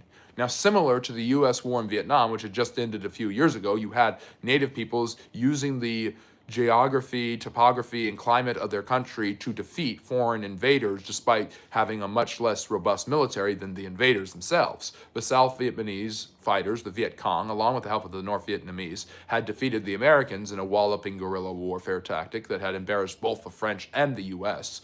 The Afghanis were going to use the desert of Afghanistan and its many mountain regions to basically do the same thing to the Soviets, but they weren't going to do it alone. They were going to do it with the help of the Americans. So the Americans were helping the Iraqis on one end and the Afghanis on the other, and the Mujahideen was one of the leading partisan groups. Radical Islamic ideology did not seem to bother the Americans much because it was fighting against a bigger enemy, which was communism. The United States has always seemingly had to have an enemy in the last century. As soon as the United States disembarked from isolationism, there had to be an enemy. First it was the Germans, then it was the Soviets, then it was radical Islam. Who knows who it'll be next? So that led, Putin seems to be the next one. The Russians are back. But anyways, so that led to the U.S. funding under the Reagan administration, the Mujahideen, and one of its leaders was a man named Osama bin Laden. Bin Laden emerged as one of the leaders of the Mujahideen and then the organization that would replace it when the Soviets were finally defeated, known as the Taliban. So, interestingly enough, the United States helped create the conditions for the Taliban and for the rise of Osama bin Laden. In 1989, the Soviet Union, right on the verge of collapse, abandoned Afghanistan. A year before that, I believe there was a stalemate reached in the Iranian-Iraqi war. And so the involvement in the Middle East of the United States came to an end for that moment. Then Saddam Hussein, a couple years later, continued to make himself a heel in the eyes of Westerners when he attacked Kuwait, seeking as much of the oil as he possibly could in an invasion just to seize all of their resources. This led to Operation Desert Storm, or the Gulf War, because of the Gulf of Kuwait. where the U.S. and a bunch of other allies, NATO allies included, went in and basically destroyed the Iraqi army in a matter of weeks, almost or months, basically bringing Saddam's power to an end. Now, the United States could have overthrown Saddam at this point, but President George H.W. Bush Sr. wasn't very interested in doing that. By the way, we're still just in the context and the background. This is all the context that leads up to it, because history is all connected to each other. So then, meanwhile, the Taliban emerges as not just the government that will control most of Afghanistan's politics, but also as a repressive, dangerous force, at least in the terms of its relationship to the West. Osama bin Laden starts to breathe out murderous threats towards the West, condemning the United States and its culture, and basically the launching several different terrorist attacks in the 1990s, a couple of them against the World Trade Center, the a symbol of America's economic predominance in New York City. This will be important, of course, for later on what happens. At the same time, the United States was continually worried about Saddam Hussein and his oppression of his own people. So throughout the 90s, there was a lot of question marks about what's going to happen in the Middle East, and it didn't seem like a stable society. At the same time, the Jordanians, the Syrians, and other countries, as well as the Saudis, had developed strong monarchies and hierarchies that were dictatorial in most of their elements and dangerous for a lot of people. At least that was, that was the idea. Meanwhile, moving forward, in 2001, obviously, the September 11th attacks happened.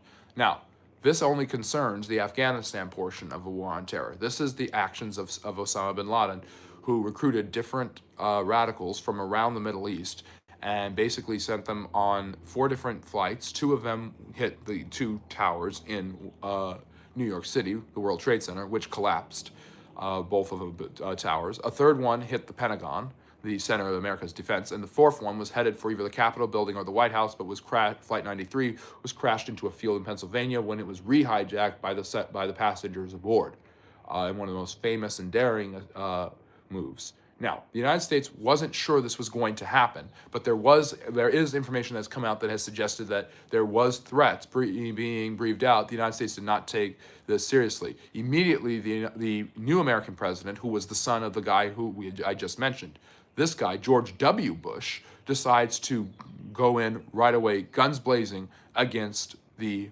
Afghanis. He overthrows the Taliban government and then targets Osama bin Laden's new terrorist organization, Al-Qaeda, which is directly responsible for the 9/11 terrorist attacks. This leads to so the United States sets up this is a democratic government. George W. Bush believes that this is a time that America should export one of its most precious commodities, its political system, to the Middle East, that this will work. This is a natural state for human beings.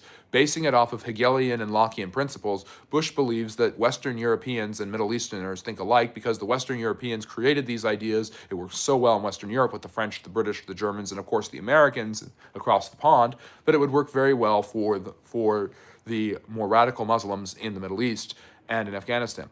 These societies were far more tribalistic than they had been. They were people of the desert. Afghanistan had not existed as an actual entity until 1947. In fact, Pakistan, Afghanistan, Uzbekistan, Turkmenistan is just the land of. So Afghanistan is the land of the Afghans. That's all they are. And it was the Pushtun tribe that had united them. So they were a tribalistic people with tribalistic connections. The same was true of the Syrians and the Iraqis. Tribes respected strength and power. The only unifying factor in many of these countries was their tight-knit commitment to Islam. That and the was something that was guaranteed. Beyond that, it was the development of a strong man who was able to unite and pacify the different tribes, keeping a hard lock on them during his time in power through whatever means necessary. This has included, of course, some horrifying travesties like Osama bin Laden's terrorist organization, Saddam Hussein and his using chemical weapons on his own people, and Bashir al-Assad in Syria doing the same thing. So this strongman thing was a respected trait of Middle Eastern leaders all throughout their history and during this time as well, even during the days of the Rashidun Caliphate. The strongest leader in Sunni Islam is the most moral Muslim should be the leader, and he should be a strong leader. This is part of a tenet of Sunni Islam, which is the dominant form of Islam, which both Osama and Saddam subscribe to. So Saddam Hussein had nothing to do with the 9/11 terrorist attacks. But that doesn't stop him from running his mouth about this. He condemns the United States. He condemns Israel. He says that he has weapons of mass destruction, which could include chemical weapons as well as nuclear weapons. And this is a huge trigger and worry for the Bush administration, which is already defanging the Taliban and Al Qaeda and putting a democratic government in Afghanistan. That democratic government has nothing to do with Afghanistani history, politics, or culture, and is only being propped up by the United States, who continues to keep its forces there for years, fighting resurgence of the Taliban and Al Qaeda, trying to hunt down Osama bin Laden, which they won't do for another decade. Believing that he had been in Afghanistan, the Obama White House later finds out that he's actually in Pakistan, and on a very slight sliver, very small chance, they're able to succeed when SEAL Team 6 kills him in 2011, thus ending the life of a leader of both the Taliban and Al Qaeda. But the Taliban is still around. The Taliban, by the way, recaptured Afghanistan in 2021 and is the current government therein, because the democracy thing didn't work. The U.S. pulled out, and the organization that had already been there just went back to power again, because the strong man gets the respect and gets the power. So the war in Afghanistan starts to get bogged down over time, but this is not just going to happen in Afghanistan. The theory that the Iraqis have nuclear weapons is perpetuated by the American military leadership. It's perpetuated by the president, by his Secretary of State Colin Powell, by his Vice President Dick Cheney. Now, this is where some theories come in that are quite interesting. Dick Cheney, Richard Cheney, the vice president under George W. Bush, is an established Washington politician with ties to an oil organization that had made him rich in Wyoming. This oil organization is called Halliburton. Halliburton has interest in getting Middle Eastern oil. What does Iraq have a lot of? Oil. That leads to a lot of theories to this day that a main reason for the invasion was to galvanize as much of the oil reserves in Iraq and get them cheaply for the United States as soon as they could. So, what happens next? 2003, the United States invades Iraq, and in a few weeks, they have overthrown Saddam Hussein. Why? He had nothing to do with the 2001 terrorist attacks, because he had promised to attack the United States and use chemical weapons, and that he had WMDs. It turns out that despite frequent and frantic searches for these, they are never found. It's possible that he gave them away, but it's much more likely that he was lying all the time and just trying to bully his way to get more things. He was using it as a negotiation tactic, and the United States answered back by risking him using these weapons and destroying his government. Saddam collapsed. He was put on trial for crimes against humanity and eventually killed. Meanwhile, the terrorist organizations and fighters in Iraq continued to fight on in his honor, many of them being taken in by the Bush administration and tortured in different ways in Guantanamo Bay in Cuba, an American naval base, which was transmitted into a prison for terrorists. They were tortured in various ways. Enhanced interrogation is what the Bush administration called it, but it was really just torment. And one of them was called waterboarding, which is one of the worst psychological torments in human history. So that is happening. The war on terror has been successful in overthrowing the Taliban, sending Osama into hiding, eventually cutting him down and killing him, and in, of course, destroying the government of Saddam Hussein. Now what? Well, democratic governments are set up in Afghanistan and in Iraq. These are not popular with a lot of the people, and a lot of the people do what they know best in order to survive and get their government back the way they wanted it. They fight on. These fights will continue, bogging down the U.S. in continual airstrikes and warfare for years to come. Hundreds of thousands of Iraqis and Afghani people will die. About 10,000 American servicemen will die, and both of the wars just drag on through the early 2000s, the aughts as they're called, and become one of the big issues of the 2008 presidential election. Barack Obama is elected because he wasn't in the Senate, and he did not vote for the Iraq War. Hillary Clinton and John McCain Obama held their feet to the fire and was able to win, and promises to end the war in Iraq and the war in Afghanistan. He keeps his promise for the most part with the Iraq War, leading to the vast majority of U.S. service members taken out, and the Iraqi government being propped up by a few military advisors and special op forces helping the Iraqi democratic government. That government is going to collapse, however, and be replaced by a much stronger Islamic militant group called the Islamic State, a caliphate, the Islamic State of Iraq and Syria, or the Islamic State of Iraq and the Levant, ISIS or ISIL. and ISIS becomes the predominant threat fighting the Americans in Iraq, and they grow into Syria and they spread quite formidably throughout Iraq and Syria over the next few years. Eventually, they will be heavily defanged, with their leader Abu Bakr al-Baghdadi being killed by President Trump. So that part of the war, so the Iraq war, has now basically come to an end. There's a new Islamic State that is fighting with the Americans constantly, and the Americans are going to continue their militaristic involvement in Iraq, as now their involvement in that area is about 15 years old. Thousands of people have died. America's economy has been plunged into chaos because they spent trillions of dollars on this, and nothing has seemingly gotten better in the Middle East. So the war on terror has gone very poorly in Iraq. It's going poorly in Afghanistan. This destroys the legacy and the good intentions of President George W. Bush, and it hurts the legacy of President Obama.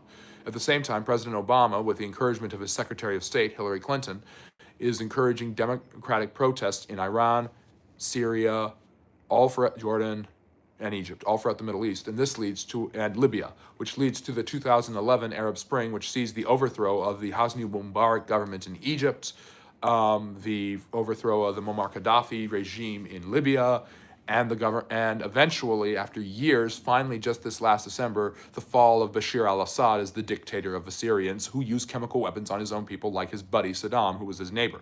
All of these countries in the Middle East have been destabilized by American activity, propping up revolutionary groups such as CAIR and the Muslim Brotherhood. These efforts by these different groups would hopefully lead to democratic governments. That did not happen in Libya. Egypt was retaken by its military, and it doesn't seem to be happening in Syria. These are all part of domestic and political activity and subterfuge to increase the war on terror's goal of sending democracy to the Middle East. This has been a predominant theory of people known as neocons or neoliberals, who basically believe that the Middle East would be better off with a bunch of democracy, freedom of speech, and the ability to have equal rights for women and minorities. This has not caught on the way that Americans thought it would. Thinking that the Middle Easterners think and act like the Americans has been a horrifying mistake of both the Bush and Obama White Houses, and has even enveloped the Trump administration, as he once again is breathing out threats towards Iran now. So, basically, the war on terror was a lost war. It was an ideological war being fought with military involvement. There was no militaristic involvement that could have actually had that war win when the ideological battle was not won. The presumption of the Bush and Obama presidencies was that this area of the world needed the politics of our world, of the Western world, I should say. This wasn't the case. This wasn't what they wanted, and it didn't end up helping. It led to a lot of horrifying suffering, and the democracies in Iraq and Afghanistan are basically gone. Syria's experiment, it has been very hard to see ever since the fall of the Shah. Syria's experiment went poorly, but it's been very hard to see since the first major regime change in the region, when the Shah of Iran was overthrown in 1979, how any of the strongmen who have been overthrown have been replaced with something better. Mubarak in Egypt eventually saw a rise of an Egyptian government. The Libyan refugee crisis created by the revolution and the government afterwards has become one of the biggest human travesties in modern history. The Afghan government went, after 20 years and all that blood sacrifice, the Americans left in disgrace in Kabul in August of 2021, and the immediate reaction was the Taliban retook power, as was negotiated with President Trump at the end of his presidency with the leaders of the Taliban. At the same time, the Iraqis, you have the creation of ISIS, which has been very much defanged in its own right, but continues to persist in some existence, and Iraq is just a torn apart country, and Syria has been absolutely exacerbated by the situation. Life has not been stable or safe for any of these people. And as bad as the dictators were, constant refugee crises were not common in the Middle East in the 1970s and 80s. So that is obviously gotten even more in the framework since the Israel-Palestine war started with Hamas's attack on October 7th. So there is a huge strain of there was a huge strain in political commitment to sending democracy to an area of the world that didn't want it and never had used it before. That is like giving a gun to a 5-year-old. It didn't work. It's one of those things in history where the path to hell is paved by good intentions. The lesson that this war teaches us is to never assume that the culture of an area is the same as your culture, and that what you do, and that one size fits all. That one shoe size will be good for everybody because people have different backgrounds and expectations. History creates cultures. The cultures weave their way through a historical tapestry in their nations. And as that time goes on, their cultures develop based on the historical occurrences in that land, based off of their religious and sociological situations, based on their relationship with other countries and the world at large. Europe had a very different development than that of Western Europe to Eastern Europe, let alone all of Europe, or the United States and Canada, to the Middle East. That world has been represented by strongmen.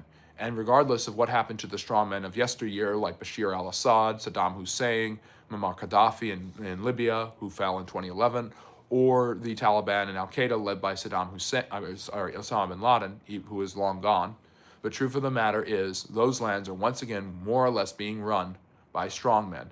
But even more, after all that suffering and death, nothing changed. The United States humiliated itself, lost a lot of international prestige, and a lot of people wondering and cannot understand the rise in isolationist theories amongst some Republicans and the Trump administration in particular. That is a response, perhaps an overreaction, to the failures in the Middle East, because that has really shown America's inability to understand the cultures of other parts of the world, and has made some to basically throw up their hands and say, we don't want to do it again anywhere, even if we could do it correctly. So the truth of the matter is that is a basic history of the war on terror and its legacy, a history of suffering, a legacy of even more suffering. And it's a sad lesson, but it's an important lesson to be learned, and history is always teaching us something. History is always making an argument. So I hope you guys really enjoyed learning about that. We've got a couple minutes left. If anyone has any last questions, I guess we can circle back and I can answer them. But I hope you enjoyed learning the history of the war on terror. I enjoyed sharing it with you. We got our live stream lecture. We got our Q&A.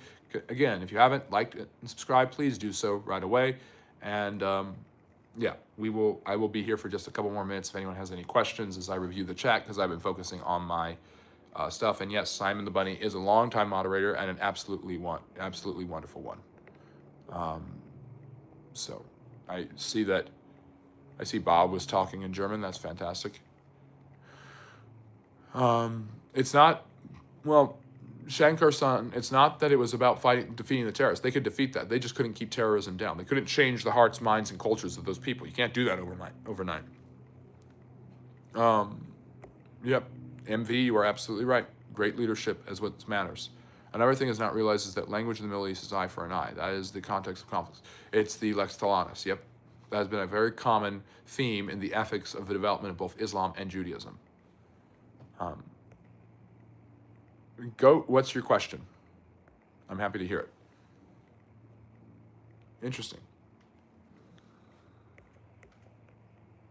Just looking through the chat.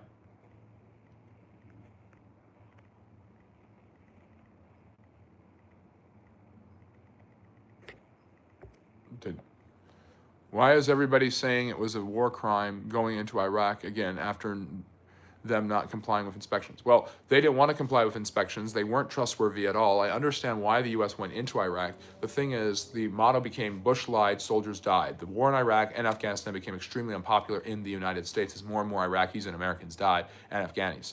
The truth of the matter is that a lot of people in the administration firmly believed it. Some didn't care. Some knew it was a lie. That's basic. There are three types of people in the Bush administration working in that White House, and who knows who was who, and who knows what the president exactly was responsible for and did know about. So it wasn't a war crime per se. The persistence of the war might be a little bit closer to that. But the idea that they went in for a lie is what makes people say that when they don't know. Did nations north of Afghanistan, such as Tajikistan, Uzbekistan, or Kyrgyzstan, play any support role during the invasion? Not as much as the Europeans. Britain Canada and the Poles were very supportive of the U.S. war efforts in Iraq and Afghanistan. The French did not join, and because of that, the French were made fun of and attacked. The Americans even insisted on calling them freedom fries instead of French fries because they were so petty about this. But great question, Goat. I don't know much about it. I don't think they did that much. Countries like Iran, North Korea, China, and Russia remained extraordinarily critical of U.S. involvement in that area, even at the very beginning when it seemed like the U.S. was only trying to do the right thing. Overthrowing these governments may have been very much the right thing, considering Saddam and Osama's legacies. These are not good people that you're just getting rid of because you're greedy. That's absolutely absurd. But it's also absolutely absurd to assume that you can get rid of something and replace it with just something that works for you. That would be like me owning a restaurant, loving steak, and a vegetarian doesn't like the way I cooked his asparagus, so I make him a steak instead. That's not what he wants. That's not fair. So, I think it did sign off on the war. What's your take on Russians' claim on NATO's expanding eastward? It's true. Foreign Warren, I don't like Putin. I don't like what the Russians have done. I think they're the aggressors in this war, and the war should stop. But it is true that this was never supposed to be. I talked about this earlier. The truth of the matter is, NATO was not supposed to expand eastward. Why was the Gulf War such a quick conflict in comparison to the events? So, Xander, what I was saying in there is the war in Iraq was actually very quick. Getting rid of Saddam was easy. Getting Iraq to be democratic, impossible. Defeating the Iraqi partisans during that time, also very difficult. What is your definitive top 5 list of books on the Middle East? Oh, my goodness. I forget what his name is. I don't know one off the top of my head. Orientalism is one everyone should read to understand the sociology of the Middle East. I don't have ones off the top of my head, but I could do some research. Is it true Saddam wanted to use gold-backed currency? I believe so. Has to be 5. Yeah, that's tough. Again, it was not written agreement. It was merely word of mouth of the U.S. Secretary of State. He was talking on behalf of the U.S., not NATO. Who created NATO? Who was responsible for NATO? Why did NATO exist, Harry? If that was the agreement, why violate it? Why does Ukraine need to be a part of it? It doesn't mean. For the alliance that they created, they do it all the time. There's nothing wrong. There's nothing wrong with those countries wanting to be part of NATO, but there's no reason for them to be part of NATO is what I'm saying. And what I'm saying is, if it's only going to infuriate the Russians and lead to global conflict, then why do it at all? Weren't their governments concerned with so many foreign troops right next door? I mean, yep, that sounds about right from what I remember. Final cues. Big thanks to the host for an incredible 2-hour session. Yeah, we've gone over 2 hours. Your insights are always appreciated, and we've learned so much today. See you next time. Yes, I'm going to call it. It's been 2 hours. Is it absolutely true that Gaddafi in Libya was a good leader but was removed for Western reasons? No. Gaddafi had a history of terrorism. He was a dictator. These are not good people.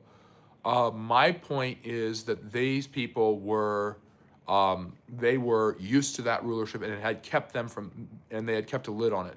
Both Gaddafi and Saddam were defanged in their militancy by the early 2000s. Going after them just seems superfluous at the time if one understood the context of the Middle Eastern culture, and seems absolutely absurd today. But yes, thank you for joining us from Greece. Make sure you like and subscribe, guys. They don't. It's just when they make a decision, a lot of countries join a coalition, not all of NATO. Why join is my question. Why join? Why not just honor that spoken agreement? Even if it's not written down, it's a sensible agreement given Russia's history, given the culture. So yes, we want 25. One more like. Currently 24. Thank you, Simon.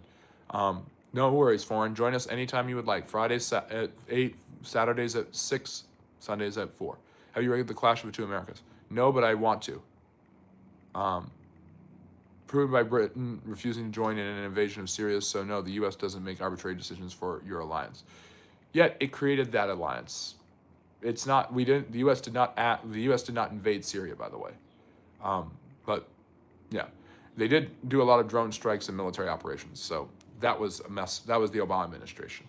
That was also not that great. Anyways, make sure like, subscribe. We were over 2 hours. It's a record longest Q&A and thing, but it was only 2 hours. We had 1 hour. We had an hour and a half of Q&A and then about 30 minutes of the live stream lecture and stuff. It sounds, yeah, it sounds like a British idea. I believe you there. Most historically accurate movie in your opinion? In no way affiliated. We're at the end. I'll just say I've got. I think Schindler's List is pretty accurate for the most part. That's the one I'm going to go with for now. I will get back into it, but all right. I will see you guys later. Sorry, the one I'm signing off right now. Take care, and I will see you guys So, who cares if it was internationally unpopular? But anyways, we will see you guys later on. Check out the long form videos Mondays and Fridays at 8 p.m. Eastern, and we have the Q&A on Friday as well. Take care. Have a great week. Thank you everyone for joining us and being a friendly neighborhood historian. Remember, love history.